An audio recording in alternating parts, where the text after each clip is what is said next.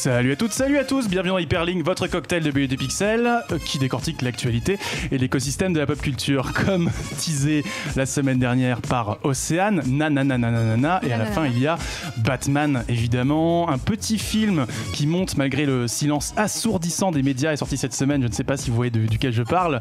On va donc plonger dans l'univers du Joker et donc de Batman en compagnie de deux gros invités, j'ai envie de dire. Arnaud Tomasini, rédacteur en chef de Comics Blog, bonjour. Salut. Comment ça va? Très bien, je suis ravi d'être ici. On rappelle que tu es docteur en biologie, oui. Ce qui fait peut-être de toi l'épouvantail sur ce plateau. Effectivement, mais je suis pas dans les gaz toxiques, plus dans les bactéries dangereuses. Très bien. Et de l'autre côté du plateau, nous avons Fabien Moreau. Comment ça va? Toujours impeccable, Karel. Alors on te retrouve sur Tokuscope, on te retrouve sur Furiosa, on te retrouve également sur un Kickstarter en ce moment, Kaiju, Envahisseur et Apocalypse. Explique-nous un petit peu de quoi ça parle. C'est un projet de livre, c'est ça? Ouais, alors c'est sur Ulule en fait, effectivement, et c'est effectivement un prochain livre sur l'âge d'or de la science-fiction japonais au cinéma, donc période 1950-1980, et on arrive déjà à un gros niveau de financement, donc ça commence bien. Voilà. Donc ça sortira en mars 2020. Voilà. Très bien, merci beaucoup. Du coup, toi, tu es plutôt, si t'es pas l'épouvantail, t'es plutôt... Moi, j'ai pas envie de dire Joker, mais oui, j'aime bien le double face. Ouais. Très bien, très bien. Je me tourne du coup vers nos deux chroniqueurs cette semaine. On a Océane, du coup. Salut, comment ça va? Ça va très bien. Très bien, tu vas nous parler de cette semaine d'un petit film d'animation. Ça, la fameuse invasion des ours en Sicile, parce qu'on aime les nounours ici. On aime les nounours comme on le laisse entendre sur Twitter. Et de l'autre côté du plateau, notre nounours préféré, Jonathan, comment ça va? Ça va très bien, je te remercie Karel. Première de la saison? Ouais. Et tu as une belle actualité en ce moment? Oui, effectivement. Alors c'est pas directement lié à Batman, bien que mon livre soit sorti en même temps que lui, donc là je vous le montre. Les deux livres de Third Edition, celui sur Batman, écrit par Siegfried Wurst, qui est une somme de près de 350 pages, qui revient sur tout ce qui concerne le Chevalier Noir, et il y a de quoi dire, des origines jusqu'aux adaptations et aux évolutions du personnage le plus récentes. Et puis alors effectivement, c'est pas directement le sujet d'aujourd'hui, mais le mien, c'est alors qui est le tisseur, l'incroyable Peter Parker, qui revient sur un des personnages que je considère les plus importants dans la fiction du XXe siècle, un des plus merveilleux. Après là, c'est en toute subjectivité que je parle, mais aussi tout ce qui concerne son importance dans le comics et son importance dans son propre univers, sachant que ce livre se concentre sur le Peter Parker de la Terre 616. C'est pas sur tout Spider-Man. Je suis clairement plus clairement plus restreint que mon camarade, mais voilà, c'est quand même quelque chose qui peut être très intéressant. Et je suis aussi aujourd'hui là pour parler de ce fameux film sur lequel règne une omerta dont tu parlais. Effectivement, personne n'en parle, c'est incroyable. Personne se dispute dessus. Donc. Absolument scandaleux. Donc effectivement, on salue Siegfried Wurtz qui aurait pu être avec nous aujourd'hui, mais qui est actuellement en dédicace. Donc on l'embrasse très fort. Et on espère que tout se passe bien pour lui. N'hésitez surtout pas à nous suivre sur les réseaux sociaux. #HPL, on vous lit. Sur Twitch, vous êtes très nombreux aujourd'hui. On va saluer Mafouba, on va saluer Thundergeek, Sam Forea, The French Phenom, évidemment, le grand habitué, PJ Beccaro et Kiné des loutres. N'hésitez pas à partager avec nous vos anecdotes et vos questions tout au long de l'émission. On s'efforcera d'y répondre de manière pertinente et ordonnée, évidemment. Donc, comme je l'ai dit, nos critiques cette semaine, on va avoir la fameuse invasion des ours en Sicile et je vous propose qu'on commence tout de suite. Mais c'est de la merde! Merci. Donc, la fameuse invasion des ours en Sicile, l'un des meilleurs films d'animation de l'année. Océane. Tout à fait, puisque mercredi, donc, il n'y a pas eu que la sortie de Joker, mais aussi celle de cette fameuse invasion. C'est une coproduction franco-italienne réalisée par Lorenzo Mattotti. Donc c'est l'adaptation d'un conte pour enfants qui est sorti dans les années 40, donc ça ne rajeunit pas tout ça, et c'est assez populaire en France, je connais beaucoup de gens qui l'ont lu, mine de rien. Donc le film est passé entre autres par Cannes, par Annecy, où il a remporté un assez grand succès un peu partout où il est passé. L'histoire est simple, c'est l'histoire du roi des ours Léonce. Son petit ourson Tonio se fait kidnapper par de méchants humains qui en font une bête de cirque. Du coup il part à sa recherche, sauf que ça apprend quelques complications, quelques tournures assez inattendues. Donc tu mentionnes le fait que c'est une coproduction italienne, mais il y a de beaux noms français au casting. Tout à fait, puisque le scénariste du film, entre autres, c'est Thomas Bidguin. Donc vous le connaissez peut-être parce que c'est un des scénaristes de Jacques Audiard, qui est passé aussi derrière la caméra récemment pour un film sur le djihad, me semble-t-il. Donc c'est assez rigolo de le voir dans un domaine assez éloigné sur un film d'animation. Il double également un des personnages du film. Et c'est vrai que ça s'en ressent, en tout cas dans la qualité des dialogues. Il y a quelques quelque chose d'assez authentique dedans. Et le film est divisé entre la caste des ours et celle des humains, et chaque caste a sa manière de parler assez différente. C'est des petites différences linguistiques qui au final apportent une sorte d'authenticité à l'ensemble, et on comprend très bien où est-ce qu'il veut en venir. Donc son amour du bon mot se ressent à merveille dans le film. Et le film a de nombreuses qualités pour lui, notamment ses superbes graphismes, à la fois très doux mais très, très mélancoliques. Les ours sont assez mignons. Les paysages aussi sont une vraie splendeur à regarder, et le basculement du film dans le fantastique avec des créatures géantes, dont un chat géant absolument hideux mais à la fois très beau aussi. Donc de ce côté-là, le film est vraiment impeccable et on en prend plein les yeux. C'est dommage par contre que la première partie ressemble à un enchaînement de petits sketchs, c'est des petites aventures pour aller chercher Tonio. Et il faut attendre la deuxième partie pour enfin avoir un lien et une profondeur émotionnelle qui creuse l'écart vraiment avec tout ce qui s'est fait cette année en matière d'animation, à quelques exceptions près, puisque j'aime toujours autant Toy Story 4. Et le climax du film est vraiment déchirant, et il interroge de manière très pertinente nos liaisons avec le pouvoir, notre héritage et l'amour filial. Sacré programme, mais est-ce que cela convient aussi aux enfants à qui le conte s'adressait à l'origine ? Complètement, il s'agit d'un film vraiment pour toute la famille. Les petits vont rire lors des gags visuels et ils seront cueillis par les dessins. C'est un trait qui est assez enfantin aussi, donc je pense que les enfants peuvent être choyés visuellement. Mais les parents, eux, ils auront matière à réflexion avec les multiples thématiques adultes que développe le scénario. C'est un film qui se veut très complet et qui ne laisse aucune génération au bord de la route. Chacun y trouvera son compte. Sa durée d'1h25 est en plus idéale pour ne pas avoir le temps de s'ennuyer, même s'il y a quelques soucis de rythme dans la première demi-heure. Comme tu l'avais souligné. Voilà, c'est une œuvre qui ne prend pas de gants pour parler de sujets sérieux, et de telles entreprises sont réellement à saluer dans un paysage qui considère encore à tort que l'animation est un genre réservé aux enfants. Donc en conclusion, est-ce qu'on conseille la fameuse Invasion des ours en Sicile pour tout le monde ? Absolument, que ce soit seul ou en famille, le film est un excellent divertissement et une belle claque visuelle. Emmenez-y vos enfants, vos frères et sœurs, vos neveux ou vos nièces, bref, donnez de la force au film, il le mérite amplement, il n'y a pas que Joker cette semaine qui est à voir. Très bien, merci beaucoup Océane autour du plateau. Est-ce que vous avez eu le temps de vous y intéresser, voire de le voir ? Jonathan ? Moi, j'irai le voir la semaine prochaine, mais tu m'as convaincu au chat géant. Ah ouais, non, mais tu vas kiffer, il est incroyable ce chat, je voulais l'adopter. Arnaud ? Ma collègue Lise qui bosse sur 9mr.fr nous en a parlé déjà quand elle l'avait vu à Annecy, donc ça me chauffait bien. J'ai pas encore pris le temps de le faire, mais oui, je vais y aller. J'aime les ours aussi. Et Fabien ? Pareil, ça fait un petit moment que j'en entends parler avec beaucoup de bien, mais là également le chat géant m'a vraiment convaincu en fait. Donc là, ça fait un point de plus. J'espère ne pas vous décevoir du coup. C'est vrai que moi je suis assez hypé parce que j'avais pas eu le temps de le voir à Annecy. C'est peut-être l'un de nos gros regrets cette année du Festival d'Annecy, mais ça conforte le compte rendu qu'on en avait donné au mois de juin, le fait que cette année à Annecy on a vraiment vu des longs métrages s'emparer de thématiques adultes avec des graphismes assez universels qui soient pas enfantins mais qui du coup se servent de ce côté assez épuré pour finalement parler à tout le monde et peut-être légitimer certains sujets par le haut, et c'est toujours rassurant pour l'industrie de l'animation. Ça parle aussi de despotisme, de lutte des classes. C'est à la fois super adulte, donc moi je me suis pris une petite claque en voyant à quel point ça allait vraiment au fond des choses. Puis la manière dont ça parle de la mort aussi pour les enfants, je pense que il y a un côté vraiment instructif et très pédagogique. Ça prend pas les enfants pour des idiots, mais au contraire ça les met face à ce qu'ils vont devoir affronter plus tard. Et ça a l'air assez dense puisque ça doit être 1h20 ce que j'avais vu Ouais, 1h25. Ouais, donc c'est quand même assez dense si ça parle bien. C'est très très dense. Est-ce qu'on peut dire que c'est un babar qui finit le boulot ? Non, ça qui va au bout de son sujet. Non, alors pas du tout, au contraire. C'est beaucoup plus dark que Babar. D'accord, il y a des trucs dark dans Babar, attention. Oui, c'est vrai. La mort de la mère de Babar, voilà. Mon traumatisme. Voilà, c'est à ça qu'on reconnaît les grands héros, j'ai envie de dire. C'est ce qui nous rassemble aujourd'hui quelque part. Bon, du coup, on vous recommande évidemment la fameuse Invasion des ours en Sicile. Elle n'est pas infâme, contrairement aux humains de ce film. Très bien. La fameuse Invasion des ours en Sicile, c'est donc dans toutes les bonnes salles de cinéma. Cette semaine, j'ai envie de dire sur le chat, qu'est-ce qu'ils en pensent sur le chat ? Babar, c'est Arche. Trop tôt, calme-toi tout de suite avec Babar, Karel. T'as pas le droit de spoiler Babar, Karel. Bon, ok, très bien. Je concentre tous les feux sur le chat cette semaine, c'est parfait. On va s'écouter du coup une première pause musicale, j'ai envie de dire. On reste entre nos amis les ours, on va s'écouter 2 Weeks de Grizzly Bear. A tout de suite.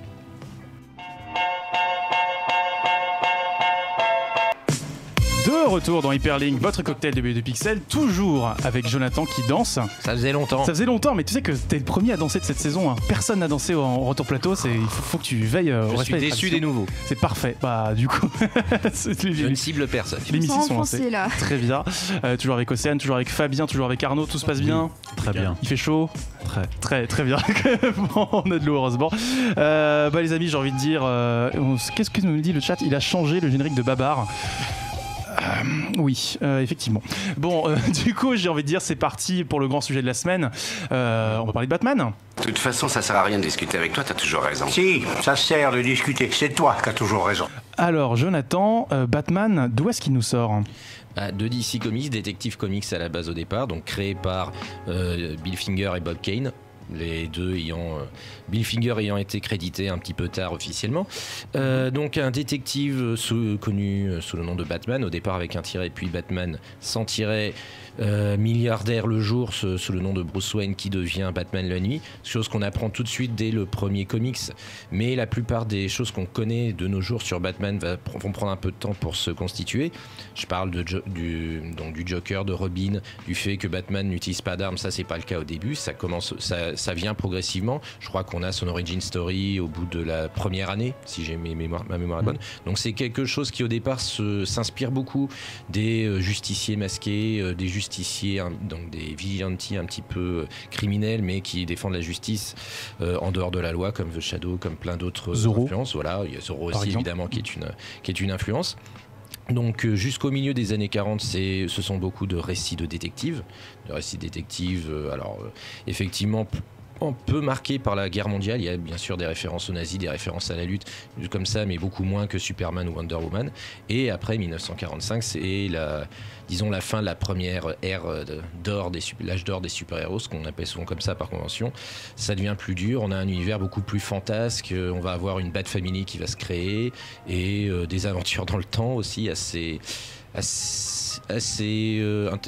intéressante, mais pas toujours très cohérente. Arnaud, hyper intéressant quand tu le relis, ça a très mal vieilli quand même, mais c'est vrai que c'est marrant de voir Batman aller sur des planètes, taper des extraterrestres et des robots géants, même si c'est pas trop l'image qu'on se fait de Batman aujourd'hui. C'est vrai qu'il faut bien se rendre compte que Batman il est né en 39, c'est ça, et du coup on va voir vraiment il va évoluer tout au long du XXe siècle pour prendre différentes incarnations. Pour le moment, j'aimerais qu'on s'attarde un peu sur ses premières histoires, sur ses origines. Comme tu l'as dit, il y a une origin story qui va arriver très vite. Batman, c'est Bruce Wayne, mais Bruce Wayne, c'est qui? Océane? Alors Bruce Wayne, c'est le fils d'un milliardaire qui s'appelle Thomas Wayne. C'est également le fils de Martha Wayne, donc sa mère. Détail important, Martha, n'est-ce pas? Et qui se font assassiner tous les deux dans une ruelle sombre après avoir été au cinéma ou au théâtre ou à l'opéra selon les versions. Et donc le petit Bruce est élevé par Alfred Pennyworth dans le manoir des Wayne, et il décide de devenir un justicier pour venger le crime en réaction, semblerait-il, au traumatisme que la mort de ses parents a créé. Donc à l'origine de Batman, c'est vraiment quelque chose de traumatisant, quelque chose qui est quelque part à milieu de ce qu'on pourrait avoir avec Superman, un héros très positif quelque part. Complètement. Même si Superman, il a quand même... Superman, il n'a pas perdu ses parents, mais il a perdu sa planète. Ouais, ses parents et sa planète. C'est plus loin de nous comme enjeu. Mais ce qui est vachement intéressant, c'est que c'est Bill Finger du coup qui est le scénariste de cette origin story. Et en fait, à l'époque, au Golden Age, quand il y avait tous ces comics de super-héros qui démarraient, les super-héros étaient juste des super-héros parce qu'ils avaient des pouvoirs et que du coup ils agissaient pour faire le bien. Et c'est vraiment Bill Finger en créant cette histoire, en fait, en imaginant pourquoi un type serait, enfin quelle est la raison qui pousserait un mec à détruire sa vie personnelle en fait pour se costumer et aller taper des gens dans les rues tous les soirs. En fait, c'est vraiment en imaginant ce traumatisme là, c'est un peu l'origin story initiale qui après fait que en fait tous les super-héros que tu connais aujourd'hui maintenant, quand tu regardes leurs origines, ils ont tous un traumatisme, mais c'est vraiment Bill Finger qui a apporté en premier ce genre d'histoire. C'était important d'ancrer du coup le personnage dans le réel avec ce type d'origin story.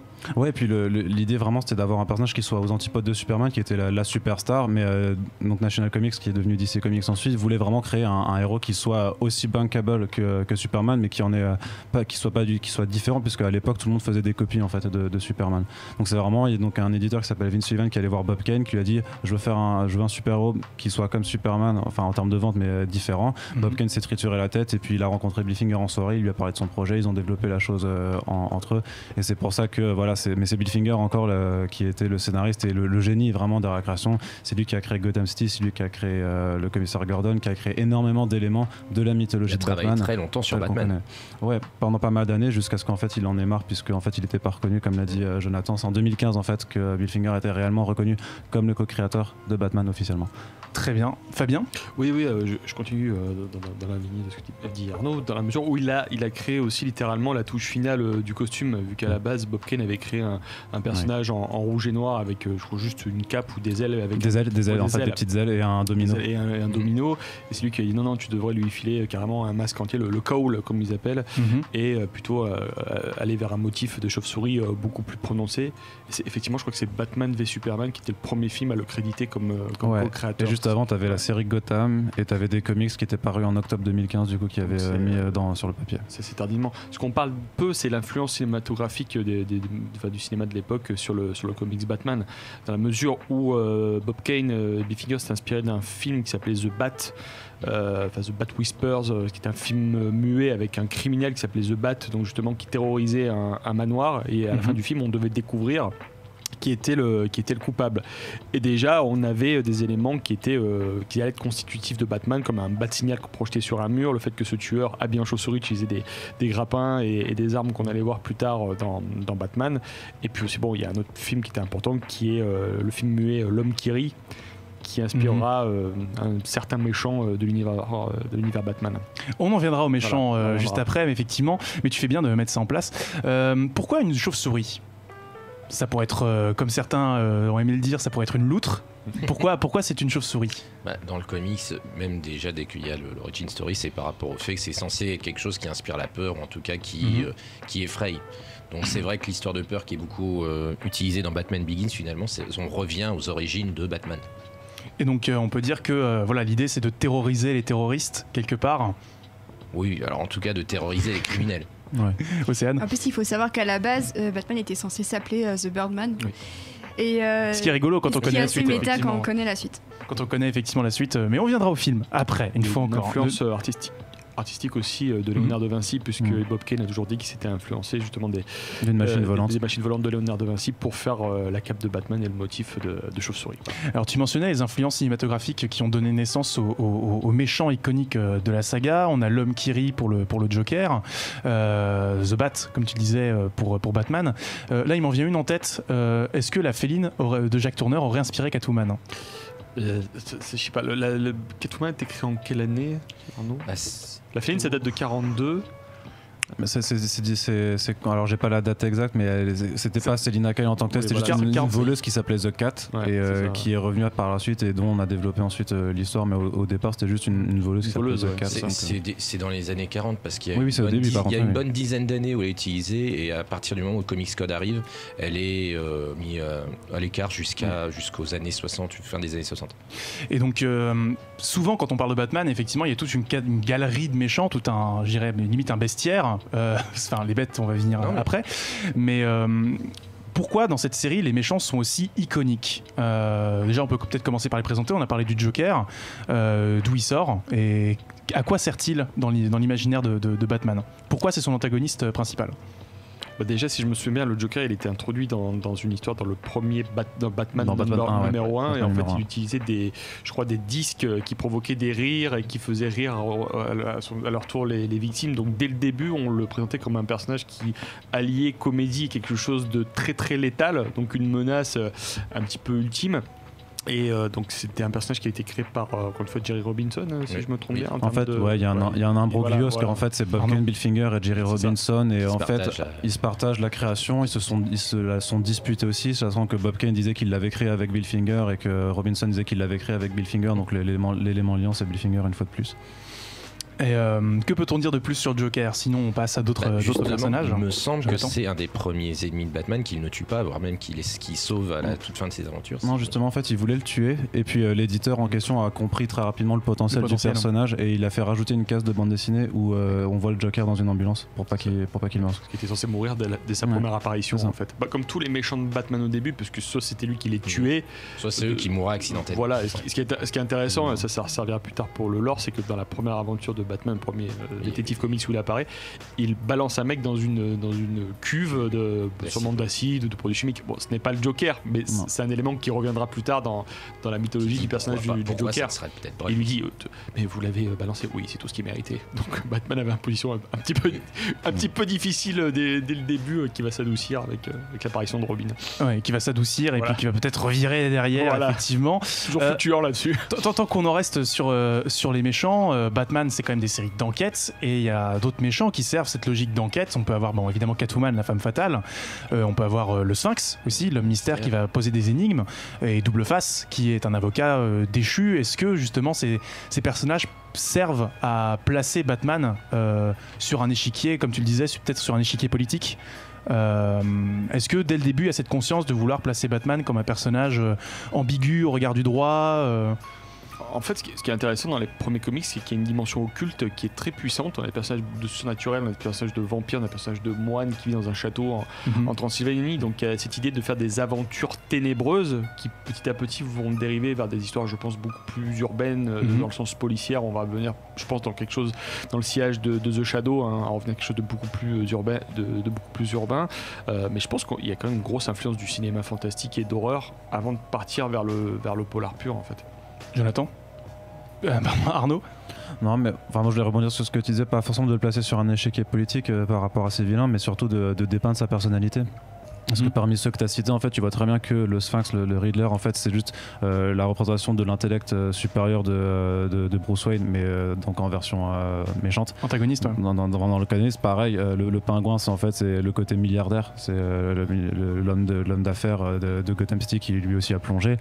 Et le dernier Double Face, quelque part, c'est aussi une illustration juste de la double personnalité de Bruce Wayne versus Batman. C'est en fait chacun de ces vilains explore un aspect de la personnalité de Bruce Wayne qui est ultra intéressante à traiter. Est-ce qu'on peut dire du coup que ce sont des miroirs du personnage?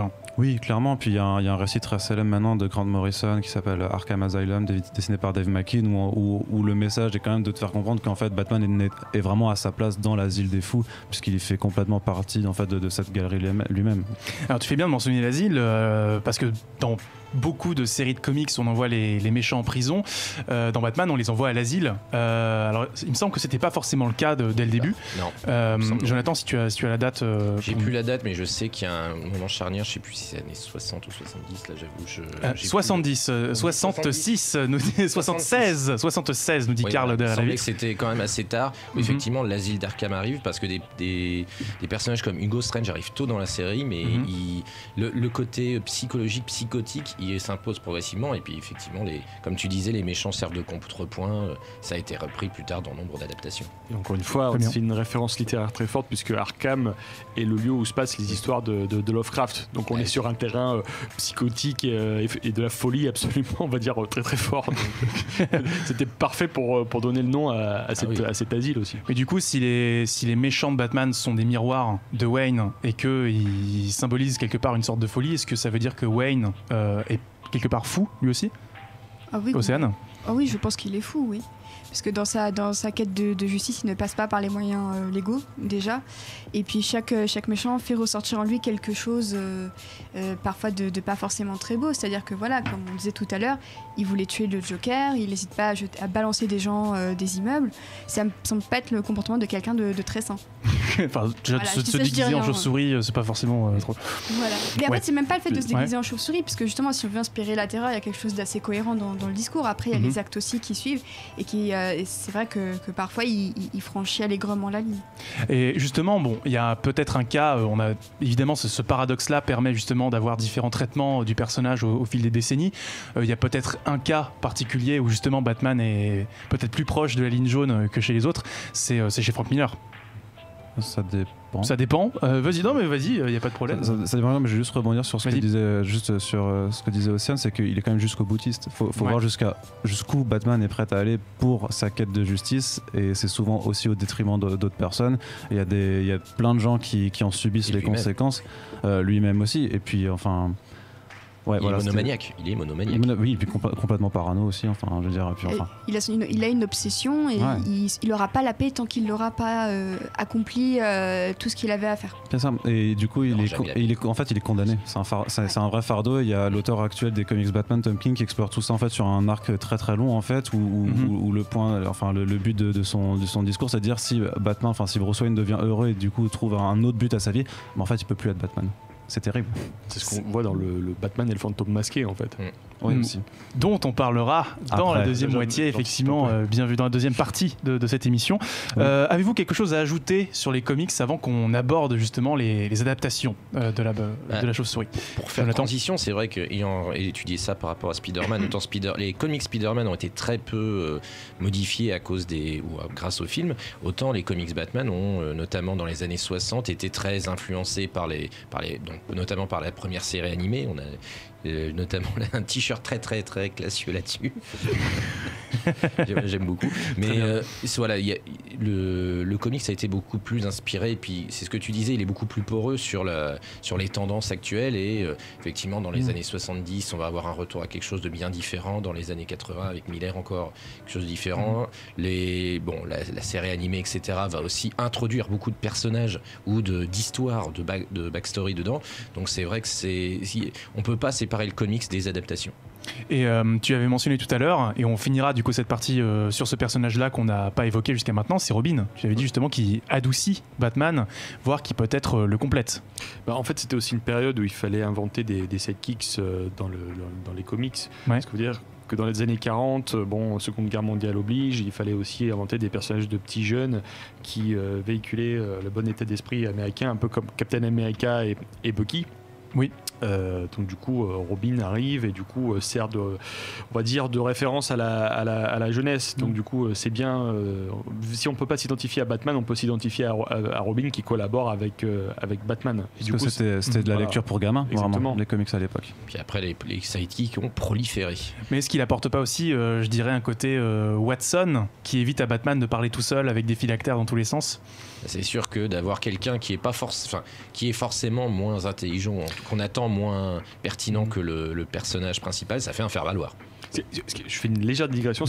Quand vous voyez la première adaptation cinéma de Batman, donc de 43, c'est Robin qui est le personnage d'action, c'est-à-dire qu'il doit toujours sauver Batman de situations dangereuses. C'est ça qui est intéressant. Donc on était vraiment, je pense que le focus d'identification c'est vraiment posé sur Robin dès le départ, et puis quand le comic book Authority Code est arrivé, ça s'est renforcé de plus en plus. Très bien.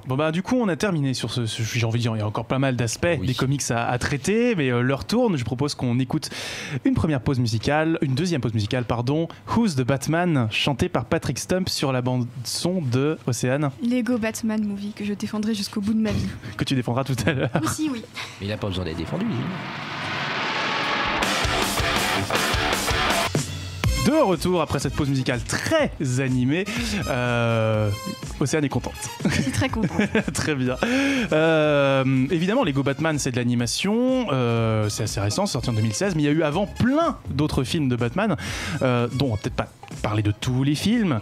Je propose qu'on commence peut-être par l'animation. Je crois que Damien Hiller, notre bien-aimé Damien, l'irremplaçable Damien, nous a fait un bien bel édito qui synthétise à peu près plusieurs décennies d'animation. Je propose qu'on le regarde tout de suite. Notre héros chevalier noir squatte le petit écran depuis les années 60 et son célèbre générique devenu intemporel.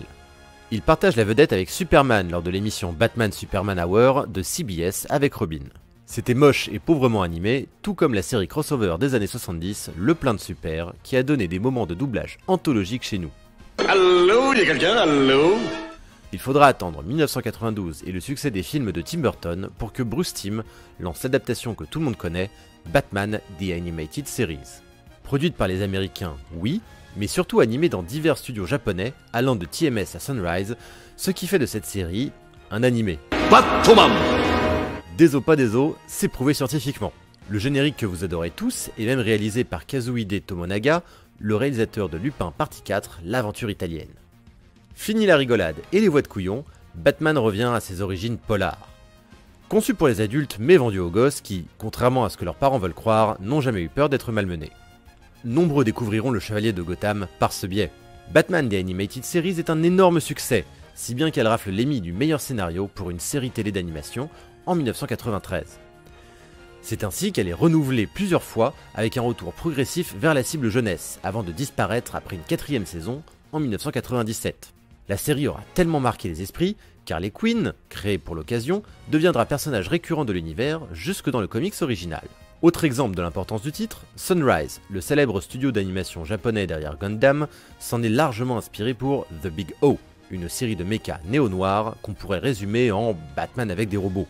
On y retrouve des personnages identiques, Bruce, sa Batmobile, Robin, Alfred, et la construction épisodique rappelle sans doute possible la série de Tim. Vous êtes vraiment un ringard, Roger Smith. Ah, c'est ce que me disent toutes les femmes. Est-ce que cela signe la fin de carrière de Batman sur petit écran? Bien sûr que non. Toujours piloté par Bruce Timm, Batman la relève déboule en 1999. Cette fois, Bruce Wayne range la cape et se retrouve derrière les écrans à guider un jeune Batman comme Alfred en son temps. Le costume échoit à Terry McGinnis, un gamin fougueux et un poil délinquant qui sera formé pour être le nouveau Chevalier Noir. L'univers, bien que toujours gothique, penche du côté cyberpunk dans une Gotham futuriste et dystopique. On pourrait croire que cette série proposant un Bruce Wayne vieux, sévère et aigri, montrant des facettes inexplorées du personnage, se déroulerait dans un univers parallèle. Mais en réalité, tout est canon, et le Gotham dépeint dans la série est le futur qu'attend les personnages des séries DC de l'époque, de Superman à la Justice League. La série donnera même lieu à un spin-off, le tristement oublié Projet Zeta, qui n'aura pas eu le succès escompté. Batman la relève est le dernier titre de la saga du Timmverse, et il faudra attendre 2004 pour que la chauve-souris revienne sur les écrans via Cartoon Network avec The Batman. Détachée du reste de la continuité et proposant un relooking complet des personnages, la série s'adresse à un public jeunesse en explorant les débuts de la carrière du justicier. 3 ans plus tard, c'est une autre série qui la remplace, Batman l'Alliance des Héros, proposant des aventures indépendantes où Batman fait équipe avec un personnage différent à chaque fois. La dernière série en date, Prenez garde à Batman, fait même passer le Chevalier Noir au tout numérique pour un résultat discutable. Pendant ce temps, l'animation plus adulte continue en direct ou vidéo. Bruce Timm avait bluffé tout le monde avec le film Batman contre le fantôme masqué dès 1993, et depuis, de nombreuses productions lui ont emboîté le pas. En 2008, la même année que The Brave and the Bold, sort Batman Gotham Knight. Cet omnibus nippon, Animatrix de la chauve-souris, est réalisé par un studio différent pour chaque segment.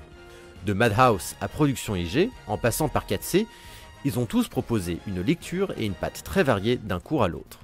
Et les Japonais n'en ont pas fini, puisqu'encore récemment sortait sur Netflix le particulièrement délirant Batman Ninja du studio Kamikaze Doga, responsable des openings de JoJo. Film fourre-tout, rendant autant hommage à l'univers de Batman qu'au tokusatsu, réimaginant l'affrontement entre le Chevalier Noir et ses adversaires les plus célèbres dans un Japon médiéval fantasmé, Batman Ninja est un bon gros délire niché qui fait frétiller l'otaku à grand renfort de ninja, samouraïs et combats de robots géants. Quant aux frileux qui auraient peur de regarder de la Japanime, le Chevalier Noir a bien entendu continuer sa route dans le DC Animated Movie Universe aux côtés de ses potes de la Ligue. Suivant en grande partie les événements de New 52, la renaissance DC des comics amorcée en 2011, la part belle est faite au rassemblement. Mais Bat s'autorise toujours quelques épisodes en solo, dont le dernier en date, Batman Silence, est sorti cet été. Très uniformisé, le DC AMU n'est pas ce dont Warner peut être le plus fier, mais il y a quelques morceaux de bravoure de ci de là. Du plein de super à Lego Batman, le Chevalier Noir est passé par toutes les formes, tous les styles, des États-Unis au Japon, du sérieux à la parodie. Le plus grand des détectives n'a pas fini de nous surprendre. Mon piano, je hais les chauves-souris, mais elles sont mon moteur, je suis complet. De retour en plateau après cet édito fort complet, on applaudit Damien, on remercie également Pierre-Jean pour avoir fait la voix et Karl pour le montage. Alors je vois que Batman Ninja a galvanisé le plateau, mais on va peut-être d'abord parler de l'adaptation de Bruce Timm si vous voulez bien. Qu'est-ce qui justifie le succès quasi unanime de cette adaptation, Fabien? Déjà, il faut dire que ça rentre directement dans le sillage des films de Tim Burton. Donc le public a de nouveau accepté, le grand public a de nouveau accepté une version sombre du personnage. Donc du coup, le film de Burton a configuré l'ère actuelle qu'on vit de Batman, même 30 ans plus tard.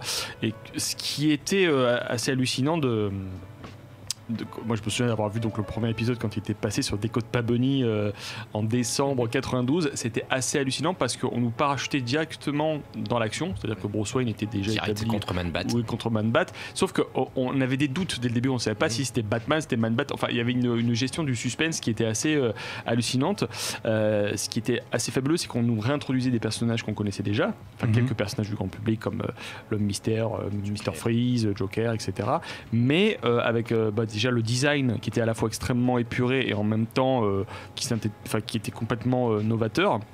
Ce qui était génial, c'est que vraiment la série ne pouvait pas s'appeler Bruce Wayne. Ça s'appelle vraiment Batman, c'est-à-dire que c'est vraiment une série sur Batman dans lequel Bruce Wayne est là, mais finalement Batman prend le relais très rapidement dans les histoires.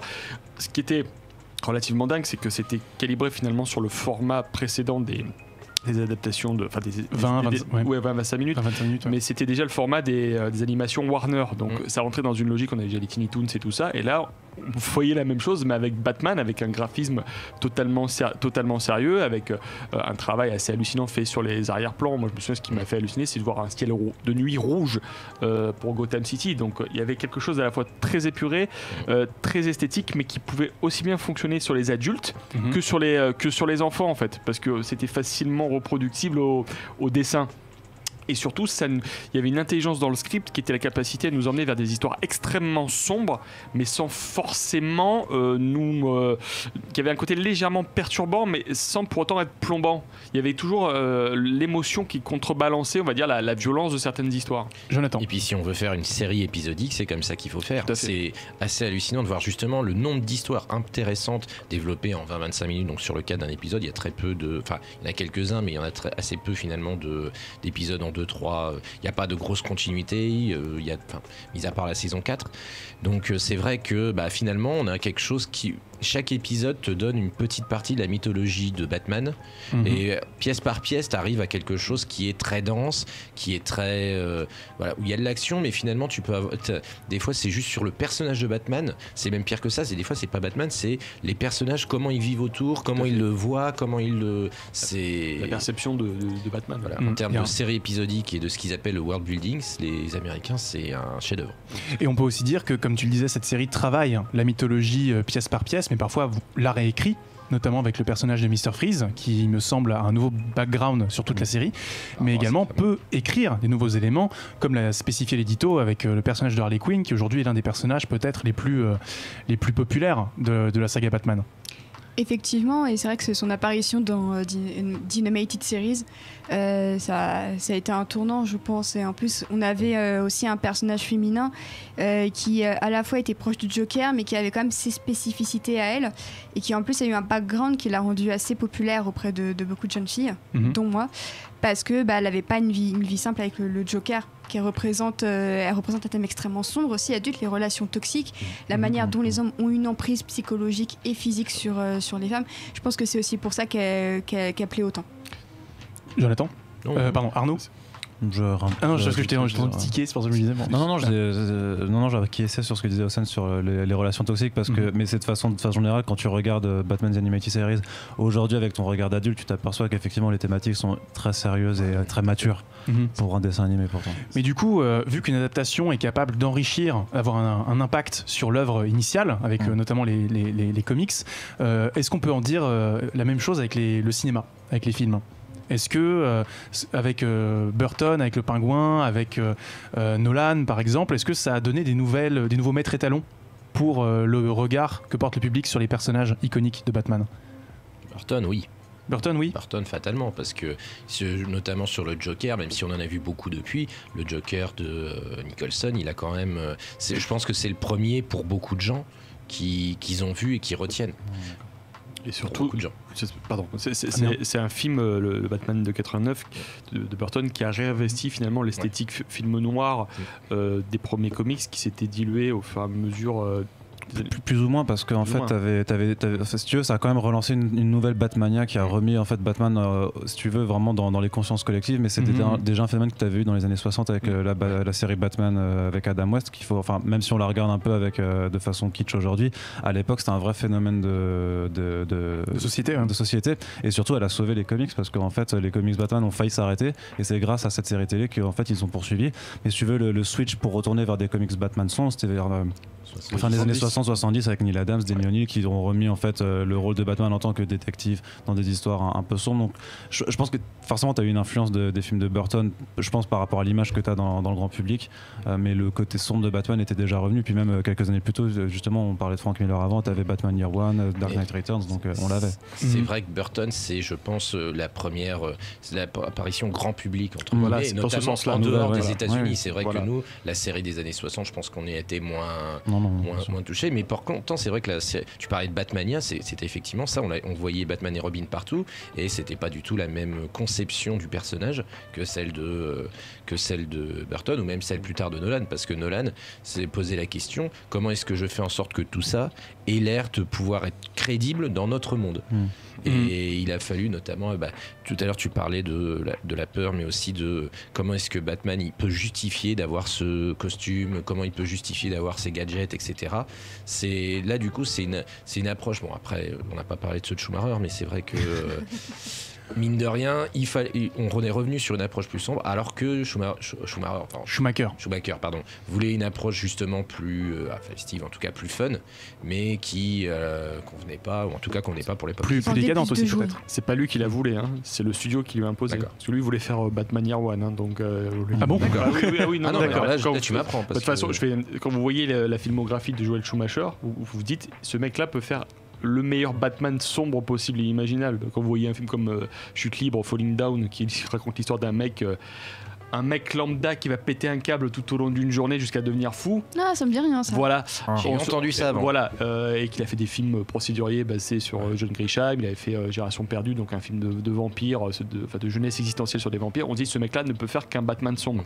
On lui a dit non, tu feras un film moitié fun, moitié on s'intéresse sur Bruce Wayne, ce qui ne sera plus du tout le cas sur. C'est vrai, ce qui n'était pas le cas dans les Burton. Voilà, mais ce qui sera plus du tout le cas ensuite sur Batman et Robin, où là on fait carrément la pub de jouets de 2 heures. Quoi.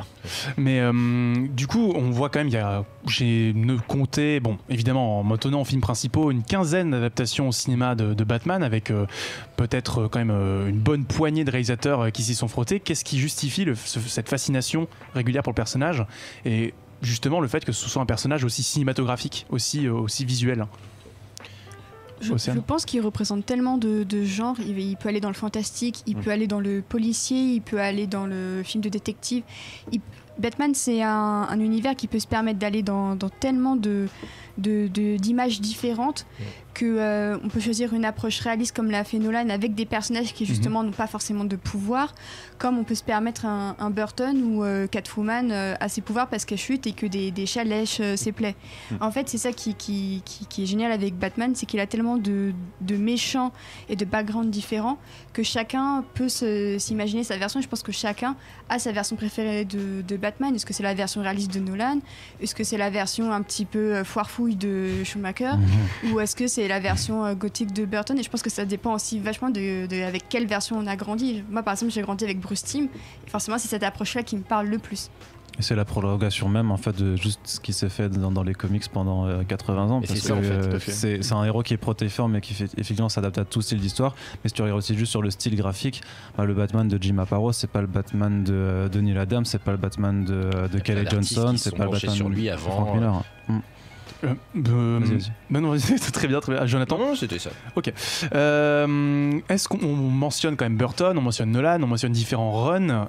Tu mentionnais la veine gothique de Burton, c'est peut-être ce qui le distingue le plus, sa démarche d'adaptation.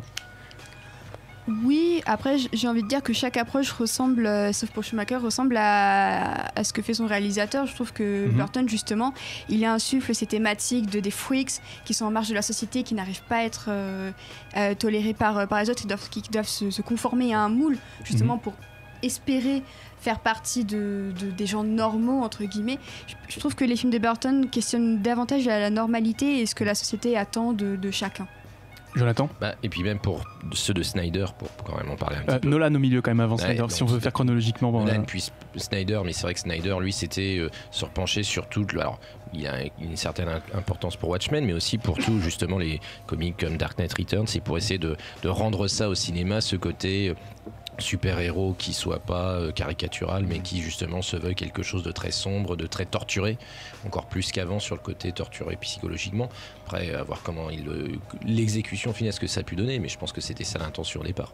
Et Nolan, on a mentionné le réalisme, est-ce qu'on peut réduire ça à sa volonté de réalisme, ou est-ce qu'il y a une autre chose, un angle, une vision que Nolan aurait voulu donner au personnage? Fabien? En fait, ce qui est intéressant avec Nolan, ce qui n'était pas du tout la perception de Burton, c'était que Nolan entrait dans le siège du Superman de Richard Donner, donc, où il fallait mettre en avant non pas la notion de réalisme, mais de vraisemblance, c'est-à-dire que tout devait sembler fonctionner, c'est-à-dire que ce qui n'était pas du tout le but de Burton, tout était déjà acquis, les gadgets, les voitures, voilà, de toute façon le focus de Burton c'était les monstres, effectivement la réflexion sur la normalité, alors que chez Nolan la porte d'entrée c'est vraiment Bruce Wayne et son parcours à lui, donc à partir du moment tout ce que lui va vivre sur son chemin, aussi bien les individus qu'il va croiser, que ce soit les bons ou les mauvais, tout doit être acceptable selon son point de vue à lui. Et finalement, tous les gadgets, le Tumblr et tout ça, tout doit être acceptable vis-à-vis du public si lui l'accepte en fait.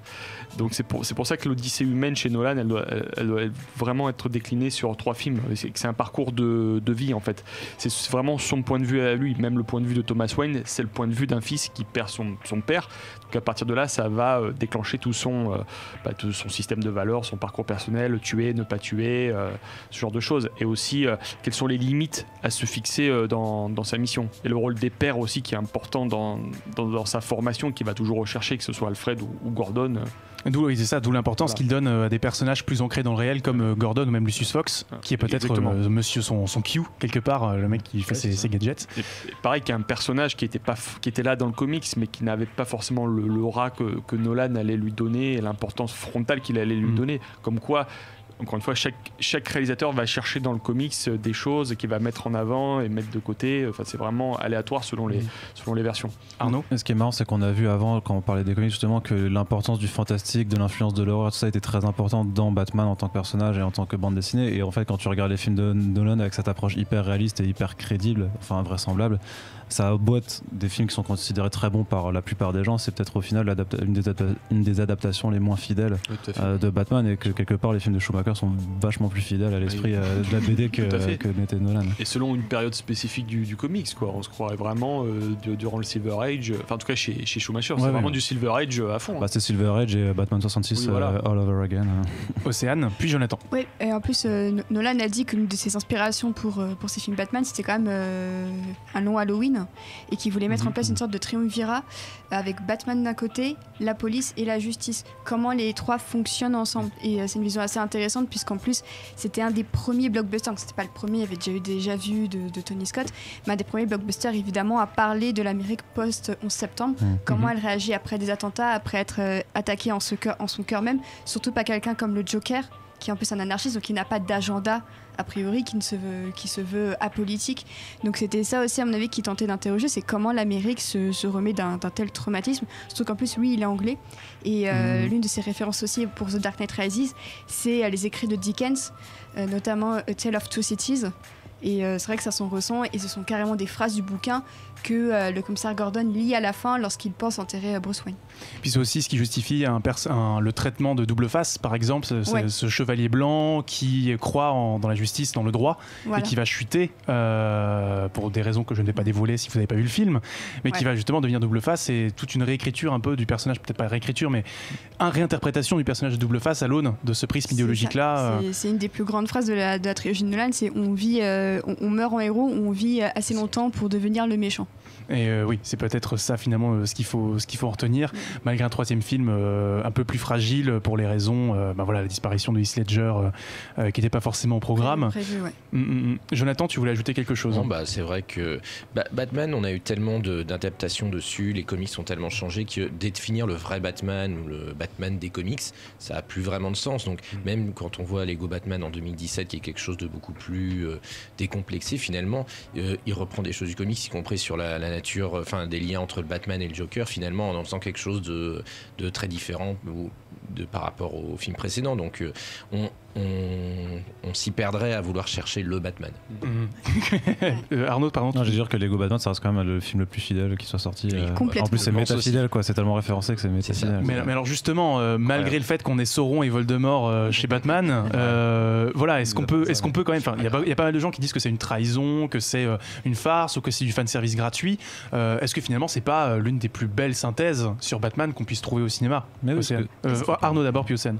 Non, parce que ça a tout compris sur le personnage, sur sa psychologie, son rapport à la solitude, son rapport à sa famille, son rapport au Joker aussi, enfin voilà, qui est une autre partie de lui-même. Ça a tout compris sur l'histoire de Batman en tant que personnage de pop culture, parce que ça revient effectivement sur toutes les précédentes aventures qu'il y a eu.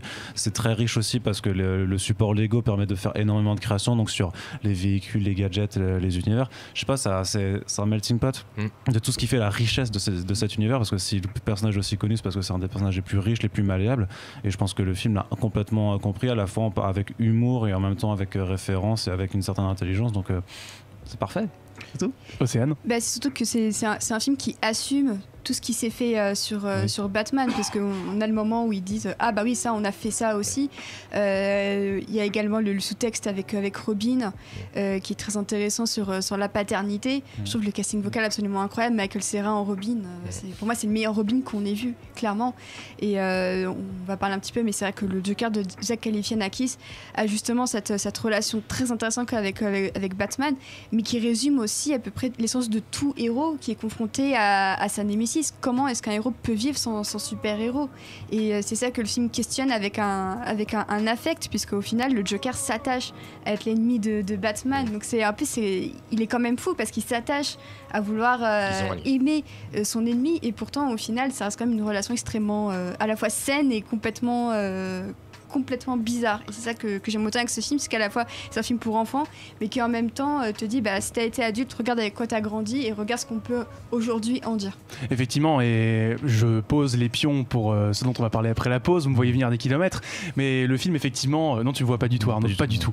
Mais effectivement le film a peut-être l'intelligence de traiter le Joker comme on l'a vu chez Tim Burton avec le côté cyclique qui est traité sous l'angle filial. Batman n'existe pas sans Joker et vice versa.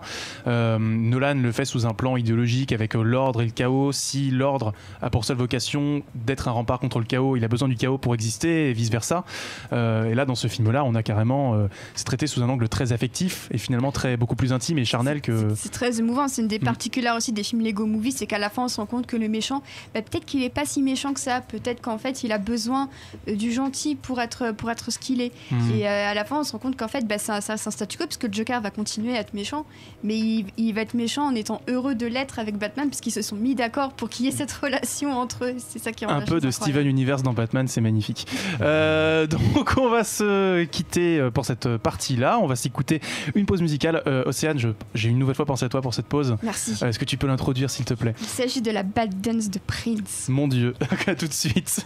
De retour dans Hyperlink, votre cocktail de bulles et de pixels. Avant de passer à la critique de Joker, Jonathan, Océane, tu te justifies de cette pause? Ah oui, complètement. C'est très bien. Ah oui, j'assume. C'est très très bien. C'est génial. C'est très très bien, ok. Jonathan, on te retrouve pour ta première critique de la saison. C'est ça. On va pour parler d'un petit film qui monte malgré le silence des médias, à savoir Joker. Est-ce qu'on peut lancer le jingle critique, s'il vous plaît? Mais c'est de la merde! Alors, que Batman vient de fêter ses 80 ans, c'est son meilleur ennemi qui se retrouve cette semaine sous les projecteurs, sorti mercredi dernier en France, réalisé par Todd Phillips, qui avait déjà officié sur les Very Bad Trip, Lion d'Or à la Mostra de Venise en plus. Bon, est-ce que ce Joker est looking cool, mon petit Jonathan? Alors, bon, déjà, il faut bien préciser que c'est le premier film centré sur Joker, c'est pas la première interprétation du personnage au cinéma, il y en a eu 6 au total. Ouais. Une d'elles ayant même remporté un Oscar avec Heath Ledger. Donc, d'où la nécessité pour Todd Phillips et Joaquin Phoenix de se démarquer, notamment en proposant une origin story qui nous fait suivre Arthur Fleck, un trentenaire aspirant humoriste qui vit chez sa mère malade dont il s'occupe comme il peut. Il a une affliction rare qui le fait hurler de rire quand il est stressé et il gagne péniblement sa vie comme clown dans le Gotham City du début des années 80, une période chère au cœur du réalisateur qui n'hésite pas à citer clairement les films de cette époque comme ses références, en particulier Taxi Driver et King of Comedy de Martin Scorsese, sont même des inspirations assez directes puisqu'il y picore une partie de sa structure narrative ou plusieurs traits de personnages. On suit ainsi un loser qui a une addiction au tabac, une tendance à stalker les femmes qui lui plaisent et la sale manie de fantasmer une partie de sa vie en plus d'avoir des tendances suicidaires, et c'est difficile pour Arthur de garder ces quelques vestiges de santé mentale lorsque la ville de Gotham, qui est déjà secouée par les grèves, les émeutes et même la prolifération des rats, s'enfonce progressivement dans le chaos et dans une opposition entre les marginalisés et les plus riches. Moins qu'on puisse dire, c'est que le résultat est corrosif tout en évitant le fanservice à outrance de l'univers Batman. Il y a même plus de fanservice, en tout cas directement pour les fans de Scorsese que de Batman, et ce n'est pas la seule chose qui sépare Joker de la majorité des films de super-héros. Alors justement, il y a de nombreuses critiques, positives, négatives, qui semblent s'accorder sur la prestation impressionnante de Joaquin Phoenix et notamment la réussite technique du film, notamment sa photographie. Est-ce qu'on ne tiendrait pas là le premier film adapté d'un comics qui aurait de sérieuses chances de décrocher l'Oscar du meilleur film? C'est possible, mais peut-être pas pour Oscar du meilleur film plutôt que... Donc, il faut savoir que Joker, c'est effectivement beaucoup de choses d'un des films Oscar bait, ou pas Oscar, mais pas tant pour meilleur film que pour meilleur acteur. On trouve dans ce Joker toutes les caractéristiques du métrage qui est fait pour donner la statuette à son protagoniste. Non seulement Arthur Fleck est présent dans toutes les scènes ou presque, mais le personnage est crucial pour l'établissement de l'ambiance du film. La très bonne musique, alors je m'excuse si je prononce mal son nom, d'Ildur Guðnadóttir. Voilà, dont les violons grinçants et mélancoliques font bien comprendre que Joker c'est pas là pour être fun mais pour une ambiance très grinçante, et cette musique jouée sur le plateau aurait inspiré Phoenix pour ses danses hypnotiques qui rythment la transformation du personnage.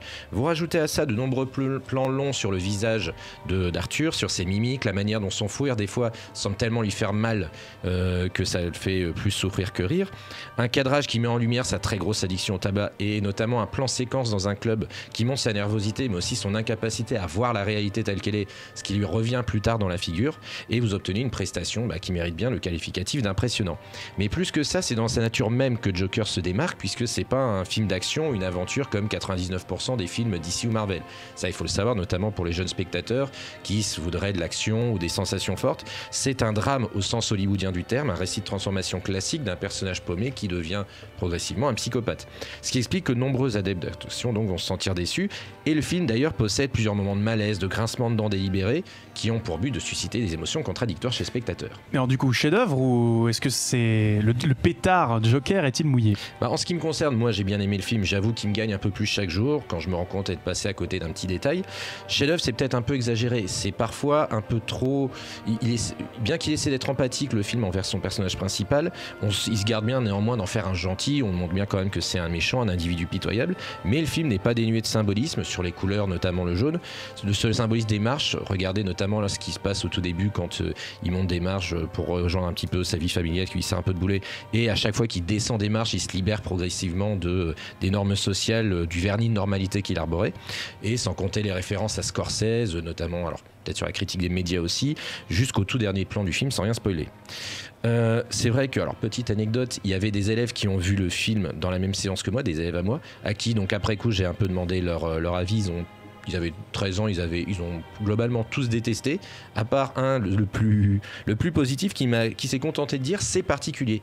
Finalement, c'est peut-être un bon résumé de l'expérience Joker, parce que pour qui n'est pas habitué à ce genre de récit grinçant, très cynique, ça risque de faire bizarre. En plus, il faut accepter une intrigue où le personnage, finalement, il est proactif que dans le dernier acte, dans la dernière demi-heure, celle où il se révèle le Joker tant attendu, peut paraître assez court après 1h30, finalement, de film parfois difficile à regarder.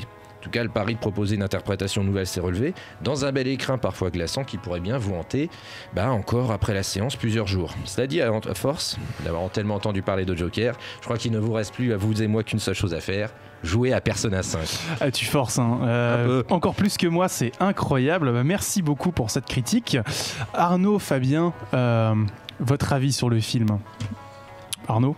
Je vais pas l'étaler un truc, mais je vais faire de l'auto-promo du coup, juste pour dire que sur Comics Blog on a enregistré un podcast de plus de 2 heures sur le film, donc pour détailler cet avis. Mais moi voilà, là je vois des images qui passent dans le fond, ça me rappelle juste que j'ai vraiment apprécié ça en tant qu'objet artistique, puisque la photographie, parce que Joaquin Phoenix c'est incroyable, Robert De Niro aussi, on le mentionne pas assez, je trouve qu'il est vraiment génial là-dedans.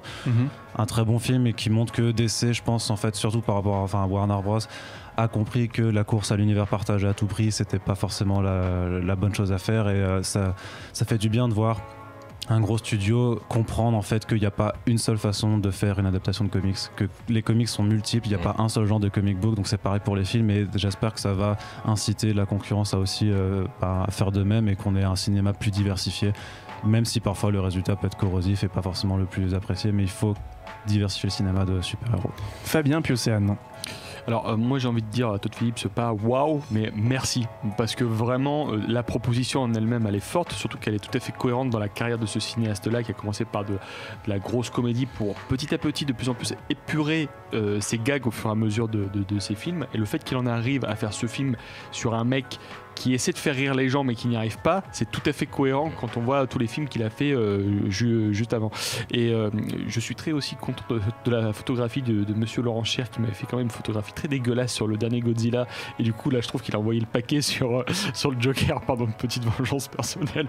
Donc du coup je trouve qu'il a fait un très beau boulot esthétique, et je trouve que il a ressuscité Todd Phillips. Bon, bien sûr, on a parlé des films de Scorsese, mais tous ces films d'exploitation qui se passent à New York à la fin des années 70, début des années 80, je pense à des films comme Maniac, qui étaient des films quand même qui vous plongeaient littéralement dans l'intimité d'une personne qui avait une instabilité mentale assez prononcée. Et je trouve que c'est quand même gonflé aujourd'hui qu'un film de studio hollywoodien nous donne ça dans le cadre justement d'une adaptation de comics. Et comme l'a dit Arnaud, le film de comic books n'est pas uniforme. Il faut d'autres propositions, aborder d'autres genres, parce que c'est tout ce que nous offre ce support littéraire là à la base. Donc pourquoi pas faire ensuite un futur film sur Gordon, mais façon polar, qui raconterait sa vie dans une autre ville. Enfin, je pense que c'est un film qui offre des possibilités tellement infinies pour ce que ça peut offrir par la suite, qu'il faut le chérir fondamentalement. Et en soi, effectivement, même si les références sont assez prononcées à l'univers scorsésien et d'autres, des fois il y a un petit peu de maniérisme, les ralentis, toujours un petit peu dramatique et tout ça, et peut-être un raccrochage de wagon par rapport un certain patriarche connu de Gotham City. Je trouve quand même que c'est quand même une proposition très précieuse, et que c'est un film qui reste vraiment en tête encore plusieurs jours après l'avoir vu. Et rien que pour ça montre qu'il a fait le boulot, quoi. Mais vraiment, c'est une chance de l'avoir, ce film. Océane ? Je suis d'accord que c'est une chance d'avoir ce film. C'est vrai que c'est bien d'avoir un film qui sort des sentiers battus en matière de super-héros, parce qu'on a besoin d'autant de films de super-héros qu'il existe de super-héros, mais dans des genres très différents. Donc c'est pour ça que j'ai aussi un peu hâte de voir Harley Quinn justement l'an prochain. Sur le film, en fait, j'ai beaucoup aimé le premier acte, où on suit vraiment Arthur Fleck au quotidien avec ses démons. J'ai trouvé ça vraiment très intéressant, très mélancolique, très beau. En fait, à partir du moment où le film s'éloigne plus de lui et qu'on parle plus de Gotham City et de ce qui se passe avec la guerre entre le 1%, on l'appelait comme ça, le 1%, ouais. et le peuple, j'ai trouvé que le film politiquement devenait assez incohérent, qu'il n'assumait pas de prendre position. Et il y a une scène où Joker dit mon combat n'est pas politique, et en fait j'ai l'impression que le film ne se veut pas politique alors qu'il l'est malgré tout. Le fait qu'il ne l'assume pas, moi ça me gêne un peu, parce qu'en soi j'aurais pas vu où était le problème en fait. C'est très bien qu'on ait des films qui montrent que le 1% par rapport aux marginalisés, il y a des inégalités qui se créent, et le film le montre très bien, avec notamment la coupure des programmes d'aide aux personnes atteintes de maladies mentales. C'est un thème super intéressant, et j'ai l'impression qu'en fait beaucoup de thèmes politiques se noient, et que Todd Phillips disait que son film non, moi il n'y a rien de politique. Le problème c'est que si, forcément c'est politique. Et en fait je pense que j'aurais plus aimé le film s'il assumait sa charge politique, parce que c'est pas un gros mot de dire qu'un film est politique. Et pour moi en fait le film manque de courage, il manque pas d'audace, parce que c'est vrai que Joaquin Phoenix est extraordinaire, la musique, la photo, c'est top, mais pour moi ça manque encore de courage et pour assumer. Et juste une petite parenthèse, mais je trouve que le traitement des femmes dans ce film n'est pas au top. Je m'attendais à mieux, surtout avec la mère d'Arthur Fleck. Grosse déception, et Zazie Beetz, n'en parlons pas. Arnaud, puis Jonathan. Après, j'ai envie de te dire que le traitement des personnages autres que Joker, en fait, de toute façon, reste très, très. De Niro s'en sort très bien quand même. Sauf De Niro, peut-être, c'est vrai. Oui, je veux juste dire, non, parce qu'on mentionnait beaucoup Scorsese et tout ça, faut juste quand même rappeler pour nos auditeurs que c'est quand même un film qui s'inspire énormément d'un ouvrage d'Alan Moore qui s'appelle The Killing Joke, notamment pour le côté une journée qui vrille parce que j'ai passé une mauvaise journée, et pour le côté comédien raté. Et en fait, il y a aussi même, et ça on l'a dit dans le podcast qu'on a fait sur Comics Blog, c'est que tu as aussi énormément énormément de la caractérisation de ce Joker qui nous vient de Rorschach. En fait, il y a énormément d'éléments. En fait, t'as du Alan Moore dans le texte à peu près dans tout le film. Donc c'est juste pour rappeler que, parce que certains ont voulu dire que quand les films dérivés de comics en fait essayent d'être entre guillemets de vrais films. En fait, ils essaient de se travestir en copie d'autres productions. Et donc là, on prend notamment le cas de Taxi Driver ou de King of Comedy. Non, Joker, ça reste un film de comics parce que vraiment la substance, enfin l'essence de ce qui fait ce personnage, comment il est écrit dans ce film-là, ça vient d'une BD qui a été écrite bien avant que Scorsese fasse ses films. Jonathan, avant de donner la parole au chat. Dernière petite chose, c'est vrai que tu parlais de ça et notamment de l'asile d'Arkham. C'est vrai que, on voit l'hôpital psychiatrique, mais on le voit comme on l'a jamais vu avant. Et c'est vrai que finalement, c'est un hôpital psychiatrique, un institut qui a l'air finalement assez lambda et ça aurait pu d'ailleurs être un piège d'essayer de montrer un peu tous les autres habitants, de montrer un peu les ennemis de Batman. Ils sont pas tombés dedans et c'est vrai que là aussi sur montrer le côté affliction mentale, il y a aussi pas mal de choses dessus, mais comme tu le disais, c'est vrai que Nicholson s'en sort un petit peu mieux parce que c'est De Niro, s'en sort un petit peu mieux parce qu'effectivement, il reprend un personnage qui était opposé à lui dans King of Comedy. Mais sinon, c'est vrai qu'il est vraiment dans quasiment tous les plans de le Joker du film. Donc c'est vrai que difficile de sortir de lui. Alors sur le chat, on a des réactions assez contrastées. Donc on a Gosei Yu Joken qui nous dit que c'est un chef-d'œuvre absolu, Kamiyoshi qui nous dit que c'est un bon film mais pas chef-d'œuvre, Thunder Geek, le film est creux, ne raconte rien, la musique est très moyenne, l'acting de Phoenix n'est pas son meilleur et surtout le film est inoffensif et son cynisme rend le tout trop lourd. Donc évidemment, je vous épargne toute le mur de discussion qui s'ensuit. Donc venez sur le chat si jamais les prochaines semaines pour y participer. Galaxis quand même qui rappelle, espérons que le projet de label DC Dark de Todd Phillips soit officialisé par Warner. L'étude de personnages est la meilleure manière de traiter les persos d'ici. Est-ce que il nous offre une parfaite transition pour remettre dans le contexte du DCU aujourd'hui où en est l'univers DC au cinéma. Arnaud? Alors juste le DCU, ça n'existe pas, ça n'a jamais existé. Ça n'a jamais existé. Désamorçons ça d'abord. C'est une appellation qui a été menée par les médias ricains à l'époque où justement en fait on voulait juste un sigle pour nommer l'univers qui était en train de bâtir Warner Bros avec Man of Steel contre Marvel et en fait Warner Bros n'a jamais utilisé cette appellation. Ils étaient très contents que tous les médias, que tous les fans le fassent, mais donc le DCU en tant que tel ça n'existe pas. Voilà. Très bien. Et par rapport au DC Dark, en fait, moi je veux bien que Warner développe la chose, mais en fait, on voudrait créer ce label DC Black par opposition à ce qui est la continuité générale. Mais quand tu vois les plans de Warner à l'heure actuelle, t'as pas l'impression qu'il y a vraiment une vraie continuité générale. Donc en fait, c'est juste qu'ils vont faire des films, tout simplement, sans forcément se soucier d'un agenda ou d'un calendrier et de tout faire tenir. Ce qui est très bien. Oui, Ils vont plonger un orteil dans l'eau, ils vont voir si la température est chaude ou non, et si elle est chaude, ils vont aller s'y baigner et proposer un film. Et s'ils voient que j'ai l'impression qu'ils avancent encore à tâtons, et je sais même pas si le succès du Joker pourra leur donner une meilleure ligne directrice. Je pense que je pense pas. J'espère pas que pour eux que ça va être une anomalie, parce qu'on veut des films de qualité qui osent quand même dire des trucs, qui sont des propositions qui sortent des sentiers battus. Mais est-ce que ça va vraiment changer les choses pour le meilleur? Faut pas qu'un film pour changer les choses comme ça. Non, mais ce qui est horrible, c'est que c'est le rapport budget box-office qui va décider de ça en fait. Toujours. Pour l'instant, moi j'ai 70 millions pour budget et à peu près 300 millions en recettes. Sûrement 400 maintenant, alors on enregistre. Voilà. 55 millions de budget sur Box Office Mojo. Ah ok, moi j'ai JP Box Office, moi j'ai 70. Mais j'avais 55 aussi. Ok, d'accord. Et ça va être très rentable. Très bien. Et ça continue. Ce que je voulais juste dire, c'est qu'on regarde souvent, on parle de DC Extended Universe, c'est parce qu'on a maintenant intégré ce modèle de fonctionnement parce que Marvel Studios a réussi à faire ce modèle-là et qu'on forcément regarde la concurrence puisque DC est historiquement concurrent de Marvel. Mais avant, Warner Bros faisait juste des trilogies sur des personnages et personne ne voulait forcément que tous interagissent de la même façon. Tu vois, quand il y a eu Superman Returns et qu'il y a eu la trilogie de Batman en même temps, on s'attendait pas à ce que les deux soient dans le même univers. Donc il faut aussi juste se rappeler qu'il y a 10 ans, on n'avait pas intégré cette façon de faire et que du coup Warner peut très bien se contenter de continuer à juste faire des films séparés de tout. Alors oui, il y en a qui ont l'air d'avoir des liens entre eux, on est d'accord, et c'est pas grave en fait.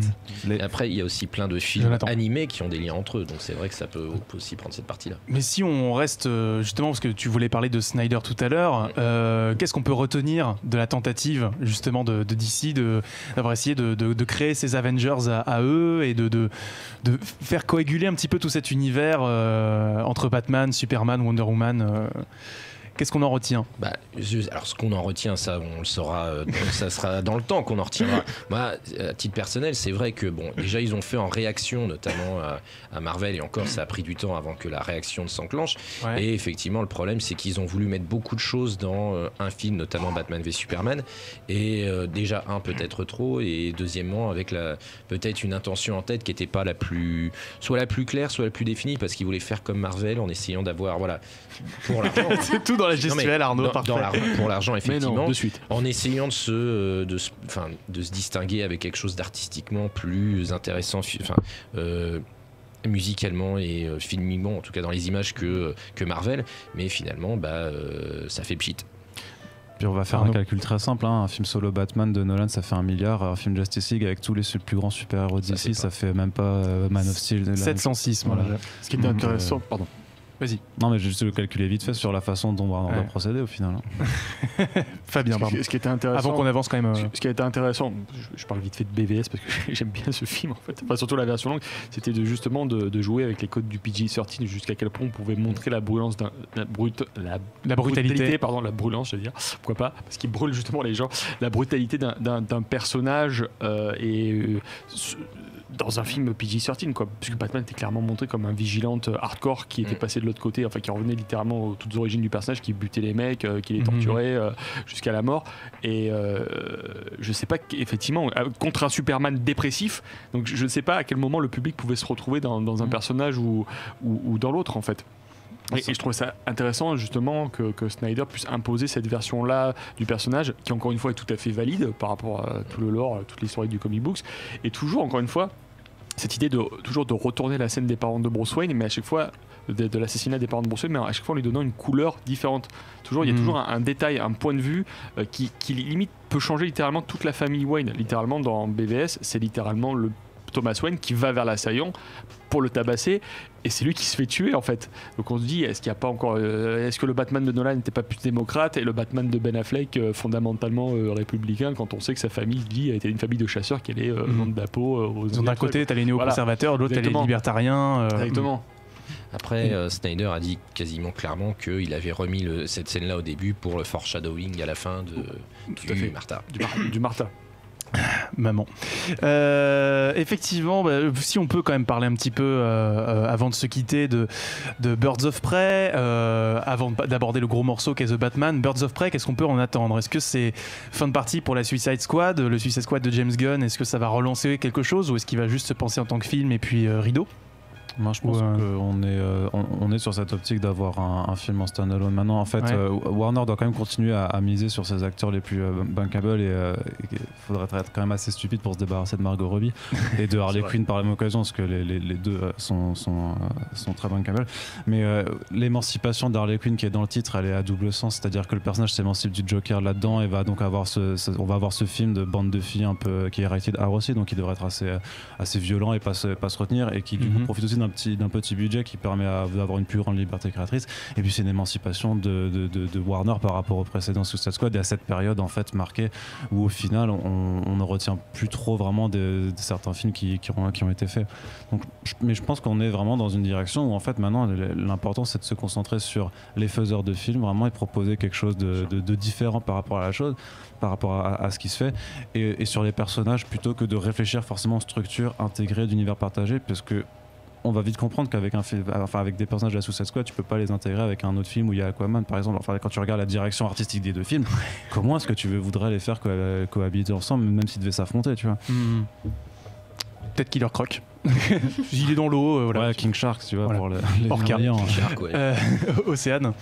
Donc pour Birds of Prey aussi, ce qui peut être intéressant, c'est que c'est l'un des premiers films 100% féminin de la part de la Warner, qui fait enfin ce pari de mettre des femmes derrière la caméra.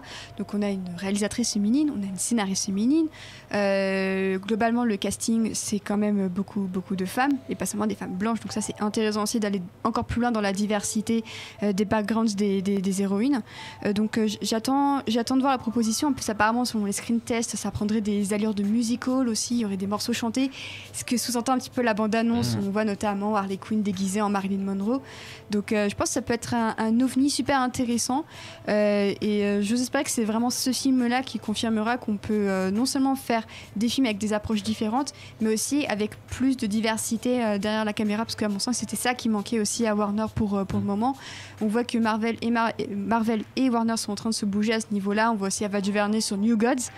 On n'en a pas trop parlé, qui est scénarisé par Tom King, mais j'espère que ça va être aussi le début effectivement d'une émancipation pour échapper aussi un peu au male gaze. À voir si Birds of Prey peut être l'un des premiers films de super-héroïnes qui met en valeur le female gaze au détriment du male gaze qui pourrissait comme le personnage d'Harley Quinn dans Suicide Squad, où j'avais compté une vingtaine de plans sur le cul d'Harley Quinn. C'était absolument épouvantable. Notamment un absolument atroce en sortant d'un ascenseur, je crois m'en souvenir.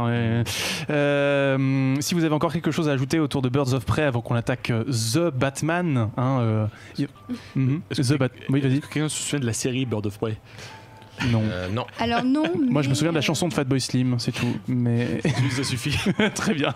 Bon, je sais que Karl derrière la vitre est un très grand amateur des Birds of Prey. Et l'actrice qui joue Huntress dans cette série-là revient pour le crossover Crisis de la CW qui arrivera en décembre. Ça c'est génial ça. Ouais, presque tout le monde. Ouais. Donc The Batman, attendu en 2021, réalisé par Matt Reeves avec Robert Pattinson dans le rôle titre. Qu'est-ce qu'on peut en attendre?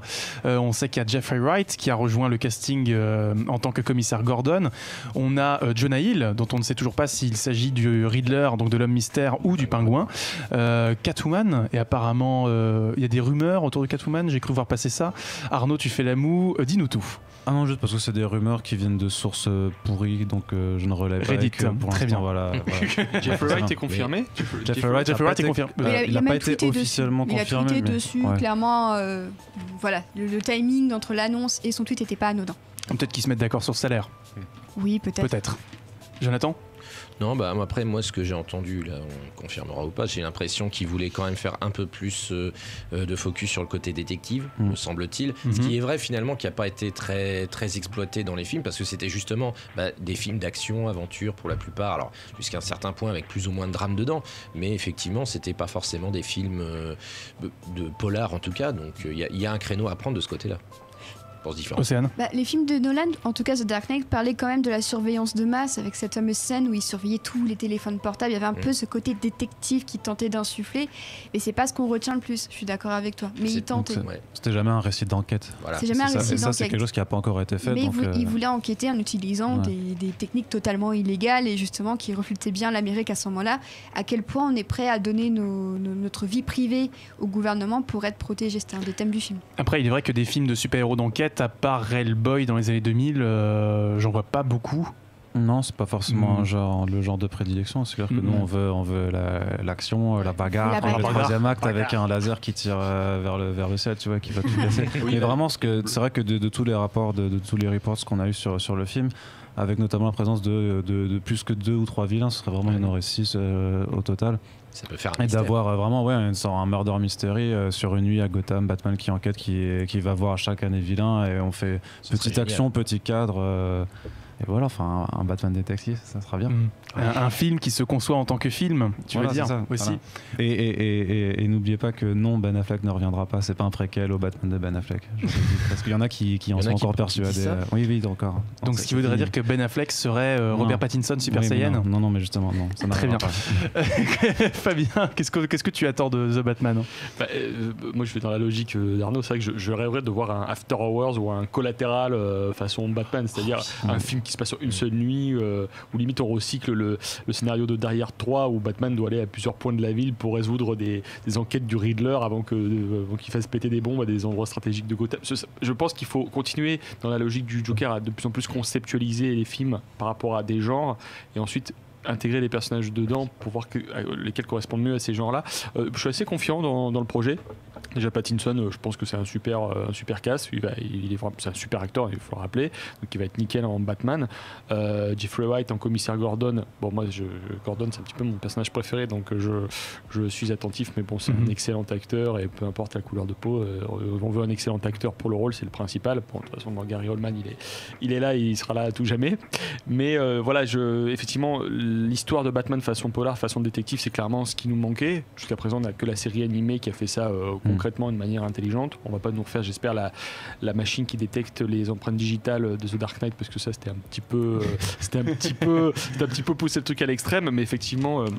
Océane mentionnait effectivement les dérivés du Patriot Act qu'on pouvait voir dans The Dark Knight, qui était au-delà du polar, mais qui était vraiment l'aspect politique, l'aspect surveillance globale. Mais je pense que ce serait pas mal effectivement de recentrer vers une enquête interne et très intime.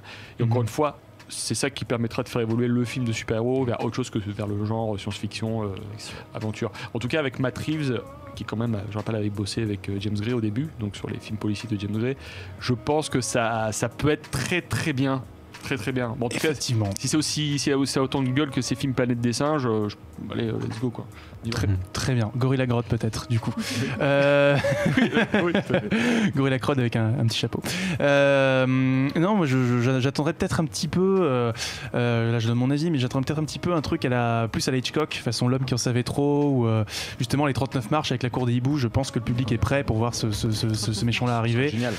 Sachant que il me semble que la cour des hiboux, ça va être l'arc principal du prochain jeu Batman, donc ça permettrait de remettre en avant un peu ces personnages-là qui sont quand même assez récents, que le public connaît pas encore, et qui donnerait un twist intéressant si jamais ils veulent faire une trilogie, par exemple. Voilà, oh là là, le pingouin était le maître en ces lieux, et en fait non, il obéissait à quelqu'un d'autre, ou alors Hugo Strange par exemple qui dévoilerait l'identité à la cour des hiboux, et puis on verrait ça après, et puis surtout exploiter un peu tout le background de la famille Wayne, qui mine de rien pour l'instant n'a pas été forcément traité, et qui pourrait donner lieu à quelque chose d'assez intéressant. Un tout petit peu dans Batman Begins, quand on apprend que justement il y a des souterrains qu'il y a en gros un héritage de bienveillance dans la famille Wayne, mais à part ça, effectivement.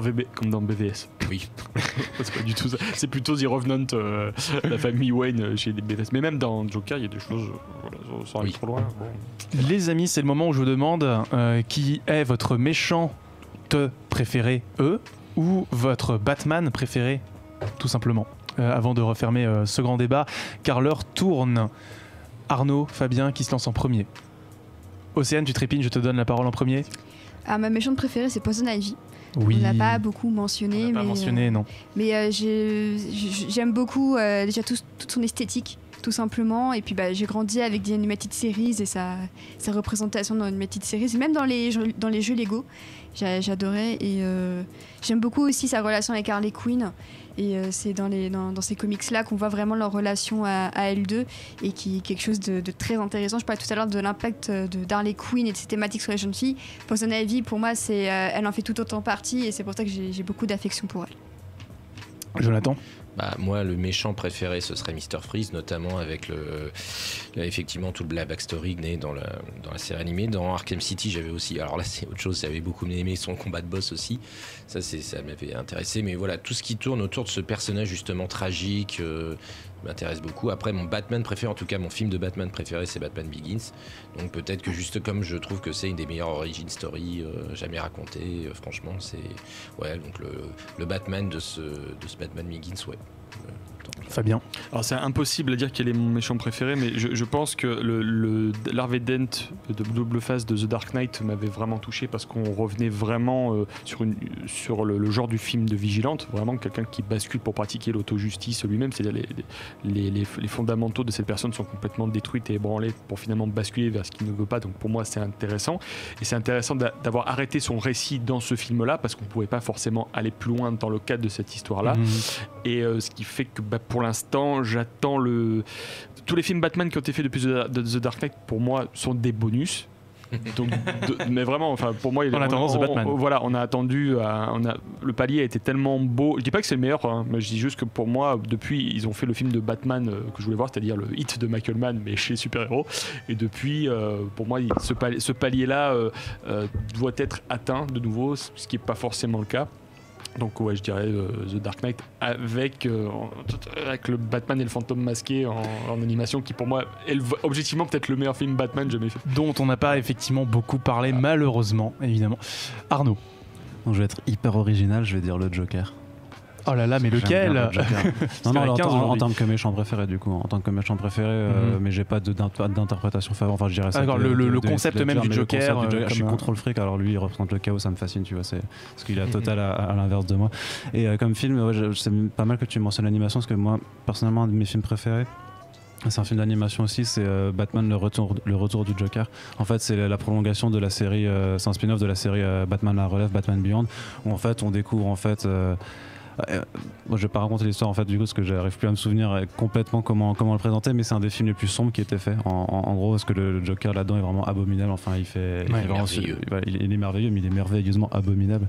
Du coup c'est un film qui est très très dur. D'ailleurs il est si dur qu'en fait il y a une version cut et enfin une version director's cut, une version pour les enfants. Ça, parce que c'est pas un film vraiment pour les enfants pour le coup, mais j'adore l'univers j'adore l'univers animé, j'adore l'univers Batman Beyond aussi qui est futuriste, et franchement ce film là pour moi c'est un des plus terrifiants qui était fait sur le Joker en tant que personnage principal, donc voilà.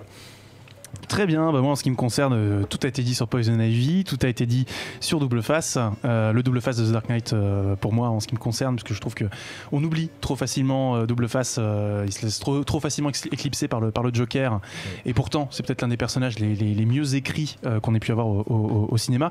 Moi j'irais du coup sur le terrain du fantôme masqué, The Phantasm. Je trouve que le nom même en anglais est peut-être plus parlant sur la connotation qu'il a par rapport à Batman, et sans dévoiler son identité ni voilà ce qu'il sous-tend, c'est peut-être conceptuellement l'un des adversaires les plus puissant, qui peut vraiment le faire le plus de mal à Batman, et pourquoi pas l'avoir si jamais il faut avoir des films un peu plus intimes sur Batman dans ce nouveau run de Matt Reeves, s'il s'agit bien d'un run, pourquoi pas le voir cette fois en live, mais je rêve parce qu'on l'aura jamais. C'est tout. C'est une belle synthèse aussi entre le fantastique, l'horreur, et puis même tout simplement le drame intime, et puis tout ce final avec l'esthétique de Fritz Lang, du Bioshock un peu avant l'heure aussi, c'était sympa. Bref, si t'aimes Fantasme, elle revient en comics à partir de janvier en VO. Ah ouais, d'accord. Oh là là. Génial. Bon, vous l'aurez eu ici en premier. Elle était revenue dans la Justice League aussi, dans un épisode, on la voyait. Très bien, alors sur le chat on a le pingouin, le seul perso qui m'a donné envie de manger du poisson cru. J'ai Scred qui dit Alexandre Benalla meilleur Batman. Galaxis qui dit que le meilleur méchant c'est Louis Plenel. Bon, je pense que le chat est parti, on les a perdus. Et Louis Plenel en commissaire Gordon. C'est la moustache. Avec la moustache, très bien. Gosei Joken, il est en roue libre là. Ah là là, mon dieu, Thibaut InShape en Joker, c'est fini, on les a tous perdus. D'ailleurs je vais vous demander de cacher les écrans, car il s'agit maintenant de l'heure fatidique du quiz musical. Alors le quiz musical cette semaine, 5 coups fait rire, donc 5 morceaux, 1 point par bonne réponse. Si vous donnez la mauvaise réponse, les points vont aller, la parole va à l'équipe d'en face. 2 équipes cette semaine, nous avons l'équipe Batman et nous avons l'équipe Robin. Nous avons l'équipe nous avons l'équipe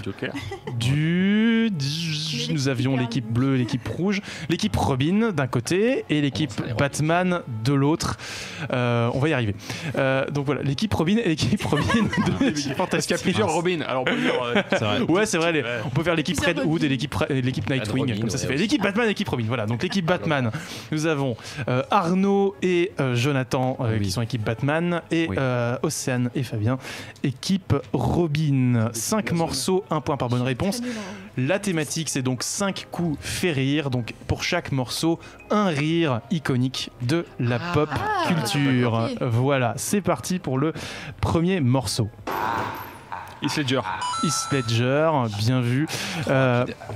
Donc Heath Ledger dans The Dark Knight sur le morceau And I Thought My Jokes Were Bad par James Newton Howard et Hans Zimmer. 1 point pour l'équipe Robin. Très très bien. Donc 1-0. Du coup, c'est parti pour le Arnaud et Tripigne. C'est parti pour le deuxième morceau. Fabien là. Docteur d'Enfer, je veux le film. Austin Power, le premier, très bien. International Man of Mystery. Tout à fait.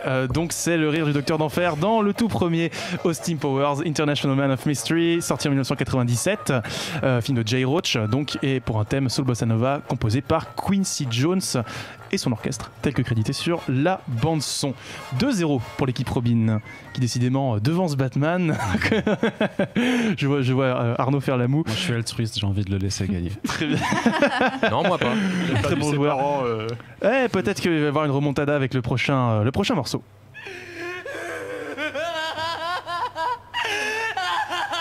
Déjà, c'est un truc d'animation japonaise, ça c'est sûr. C'est Death Note. C'est Death Note, bien vu. C'est évidemment le rire de Light, le rire plus exactement de Mamoru Miyano dans le rôle de Light Yagami dans Death Note, animé sorti en 2006 du coup, avec le morceau Light's Theme de Hideki Taniguchi. Voilà, fabuleux récit de Rise and Fall, on peut le dire. Néo-gothique dans un univers du Japon, et le chat est en mode Soichiro Yagami, espèce de connard. Évidemment, tout le monde y est. VF signé Alexis Thomasian, d'ailleurs on le félicite, une VF aux petits oignons. 2-1, du coup Batman remonte 1 point. Pour Batman ça fait 2-1, c'est parti pour le 4e morceau. Kefka, bravo. Sur quel jeu du coup? Final Fantasy VI. Final Fantasy VI, très très bien.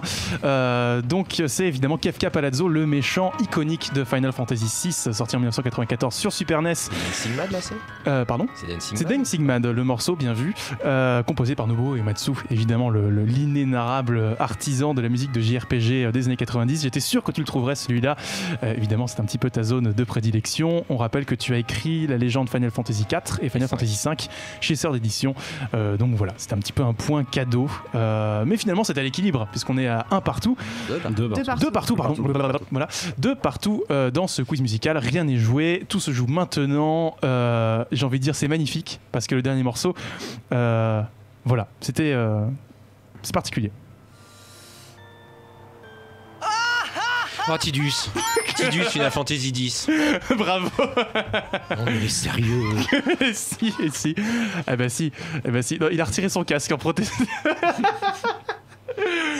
Bon, alors, est-ce que tu peux nous expliquer un petit peu, Jonathan, ce qui se passe derrière ce rire en particulier? Non, mais c'est alors le héros de Final Fantasy X, Tidus, essaie de essaie un petit peu de remonter le moral de Yuna, donc c'est l'inverse, c'est Yuna qui veut remonter le moral de Tidus. Non, en fait, elle veut lui remonter le moral, mais Tidus lui explique que c'est bien de rire jusqu'à ce que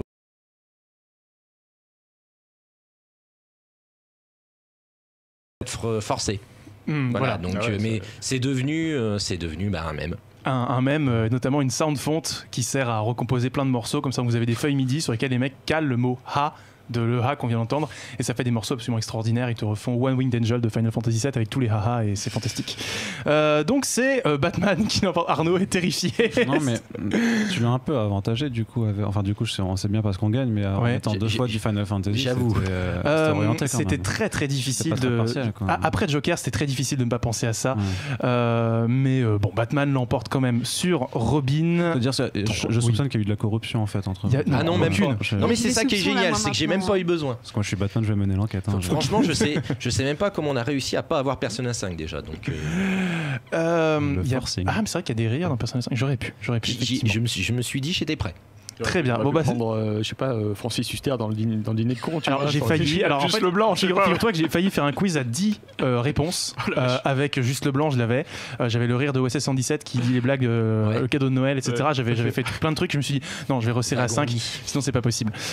Donc c'est tout. Je vais y arriver. C'est tout pour ce quiz musical qui se termine sur un score de 3-2 pour l'équipe Batman. Les amis, c'est l'heure des recommandations. En avez-vous? Océane, Jonathan, Arnaud, Fabien, qui se lance? Océane. Je vais me lancer, j'ai ramené le bouquin pour l'occasion. C'est Lily et Lana Wachowski, La Grande Émancipation, disponible chez Police Society par Erwan Desbois.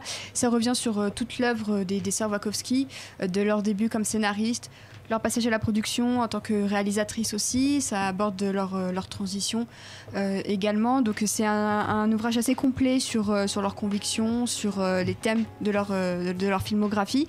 Et voilà, c'est ma recommandation. Et sinon, pour revenir sur Joker, je recommande aussi sur Comics Blog la critique de Corentin du Joker, qui en plus fait aussi un travail historique sur les références, les faits réels et les faits divers qui ont inspiré certaines péripéties du Joker. Donc c'est à lire. Jonathan.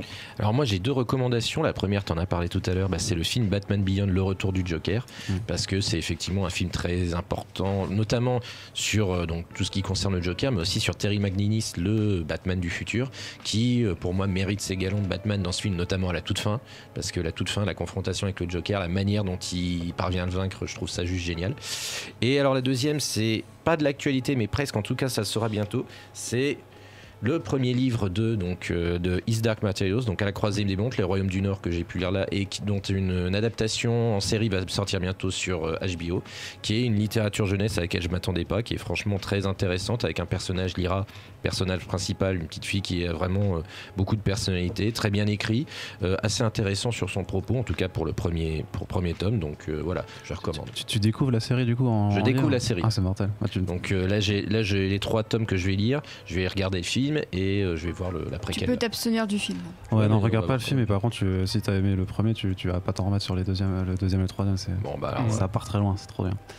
Arnaud. Oui, du coup, j'ai pas préparé les recommandations, mais par contre, du coup, vu qu'on m'en parlait de Batman Beyond, préparez-vous, c'est à la fin d'année, il y a un coffret, l'intégrale remasterisée en Blu-ray qui arrive. Il sort en France, novembre. Ouais, il sort en France aussi. Donc on va se mettre bien. Fantastique. Parce que pour ceux qui ne la connaissent pas, ça reste quand même aussi une très très très bonne série d'animation de cet univers futuriste de Batman.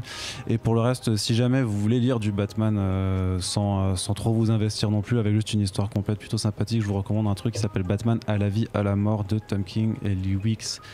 Et je ne sais plus le troisième, c'est Michael quelque chose, le mec qui dessinait Gotham Central.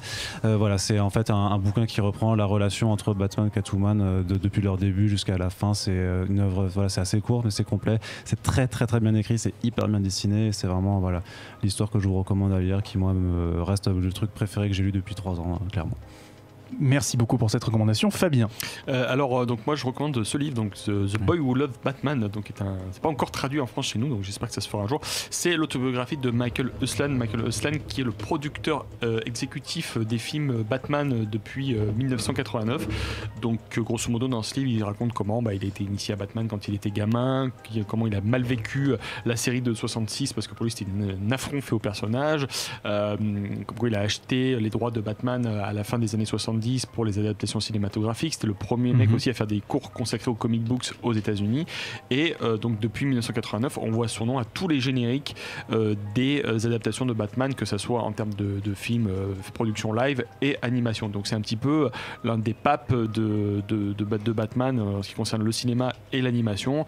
Et c'est quelqu'un qui a dit j'ai rencontré 3 génies dans ma vie, Tim Burton, Christopher Nolan et Anton Furst, qui avait signé les décors du Batman de 89. Donc un mec qui est vraiment attachant, qui a un parcours de vie extraordinaire, et vous pouvez le suivre sur Facebook. Il a une page Facebook, ce monsieur. Voilà. Merci à toutes et à tous pour vos recommandations. Alors sur le chat, on a cette semaine, je vous recommande La Vie, parce que c'est important de prendre le temps de vivre dans ce monde de plus en plus triste, nous dit Galaxis.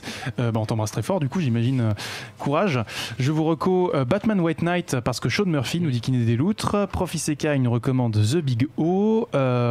Skried nous recommande 10,000 Years Later. Stop. Et Hells. Oui, Hells, petite OAV d'animation japonaise qui se passe en enfer, qui est quand même hyper intéressant. Et Prof Isekai nous recommande également Batman Gotham Knight. Voilà, donc derrière Prof Isekai se cache Damien, qui du coup a fait l'édito. Gosei Yujoken, je conseille à Thunder de prendre son cerveau et de revoir Joker pour qu'il comprenne pourquoi il est passé à côté d'un chef-d'œuvre. Mais Thunder, il a mis le feu sur ça, en parlant du Joker. Thunder de répondre, il a vu Ad Astra et se sent bien rempli. Bon. Certains veulent voir le monde brûler. Et Gosei Yujoken dit également, regardez Devilman Crybaby, c'est mieux que Batman. Alors bon, peut-être. C'est hyper bien quand même. C'est excellentissime. Et recommande aussi Primal, nouvelle série d'animation qui est aussi très très très bien. Qu'on a eu la chance de voir Annecy, qui ça y est commence enfin à sortir sur Adult Swim, et on recommande très fort parce que c'est absolument incroyable. Pour mes recommandations, je vous recommande, vous me voyez venir à des kilomètres, si vous savez, Héros de Bruno Merle, film sorti en 2007. Michael Youn, tout à fait, je l'ai placé. Ça y est, film que j'ai désolé Thunder Geek, auquel je n'ai pas pu m'empêcher de penser pendant toute la promo de Joker. Je me disais, ok, un clown qui vit tout seul avec maman dans un très grand appartement, ok, d'accord. Et en fait, non, c'est pas ça, fort heureusement, mais c'est un film que je recommande. C'est pas un film agréable à regarder, ça c'est sûr. Il y a plein de problèmes dans ce film, il y a plein de défauts, mais c'est l'occasion de voir un Michael Youn totalement déchaîné dans une interprétation, je pense, mémorable, et qu'on passe un bon moment ou pas devant ce film, il en reste vraiment quelque chose, notamment tout ce côté, un personnage qui va essayer de pousser les murs, mais même pousser le cadre, et avec un film qui va changer de format au milieu du film, par exemple, des tas de choses comme ça, plein de renvois au Soprano avec des poissons, des trucs comme ça, enfin vraiment c'est un film hyper dense, voilà, c'est très très très singulier comme film, mais à voir si vous allez bien, ou en tout cas avec un chat sur les genoux et un chocolat chaud. Et Michael Youn a rendu hommage justement au film Joker cette semaine, le film est sorti, il a dit c'est incroyable, je ne peux plus être comédien après ce film. Il a dit ça, très bien, c'est fou quand même. C'est fantastique, on attend le remake du coup américain de Héros. Ma deuxième recommandation, Isekai Damien du coup m'a devancé, c'est évidemment The Big O, animé de Sunrise, sorti en 99, voilà, qui a été mentionné dans l'édito. C'est Batman avec des robots géants, c'est hyper intéressant. Alors pour faire le pitch assez rapide, ça se passe dans Paradigm City, qui est donc une ville qui a survécu à un mystérieux événement apocalyptique il y a 40 ans.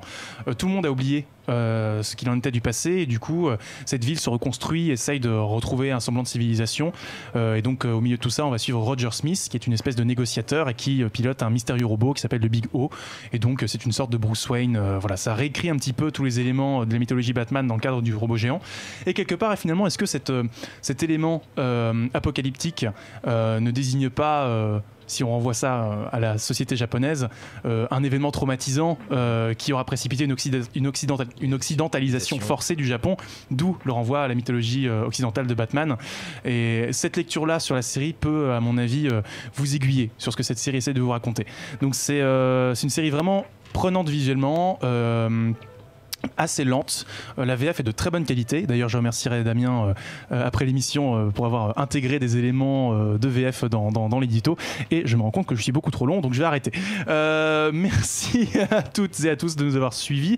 Comme le veut l'adage, c'est la fin des choux. Et c'est la fin de ce numéro 103 d'Hyperlink. On espère que ça vous a plu. Arnaud, Fabien, où est-ce qu'on peut vous retrouver ?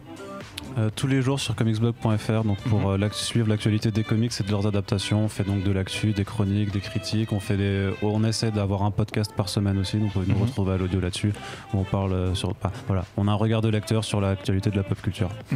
Et toi Fabien ? Actuellement différents endroits, chez Rokirama, chez Otomo, sur le futur bouquin qui va sortir sur la science-fiction japonaise, donc voilà. Kaiju, Envahisseur et Apocalypse. Tout à fait, voilà, donc on reste très actif, voilà. Très très bien. Eh ben, Océane, a priori tu restes avec nous la semaine prochaine. Et ouais. Et oui. Et Arnaud, je crois que tu restes avec nous la semaine prochaine. Je crois que je reviens, oui. TikTok. Donc on va te confier tous les teasings toutes les semaines. Oui, je suis d'accord. Parfait, très bien. Bon écoutez, TikTok, on se laisse là-dessus et on se dit à la semaine prochaine. Bon là, je pense que vous avez quand même beaucoup d'indices. On vous laisse mener l'enquête. C'est sur Kesha. Oui. Pas mal. Non. Je suis désolé. À la semaine prochaine, on se laisse là-dessus, c'est plus possible. Bye. Jeux vidéo, BD, manga, séries et cinéma de genre. L'actu Pop & Geek, c'est dans Hyperlink, votre cocktail de bulles et de pixels, avec Karel et son équipe, tous les dimanches à 17h, en direct sur VL.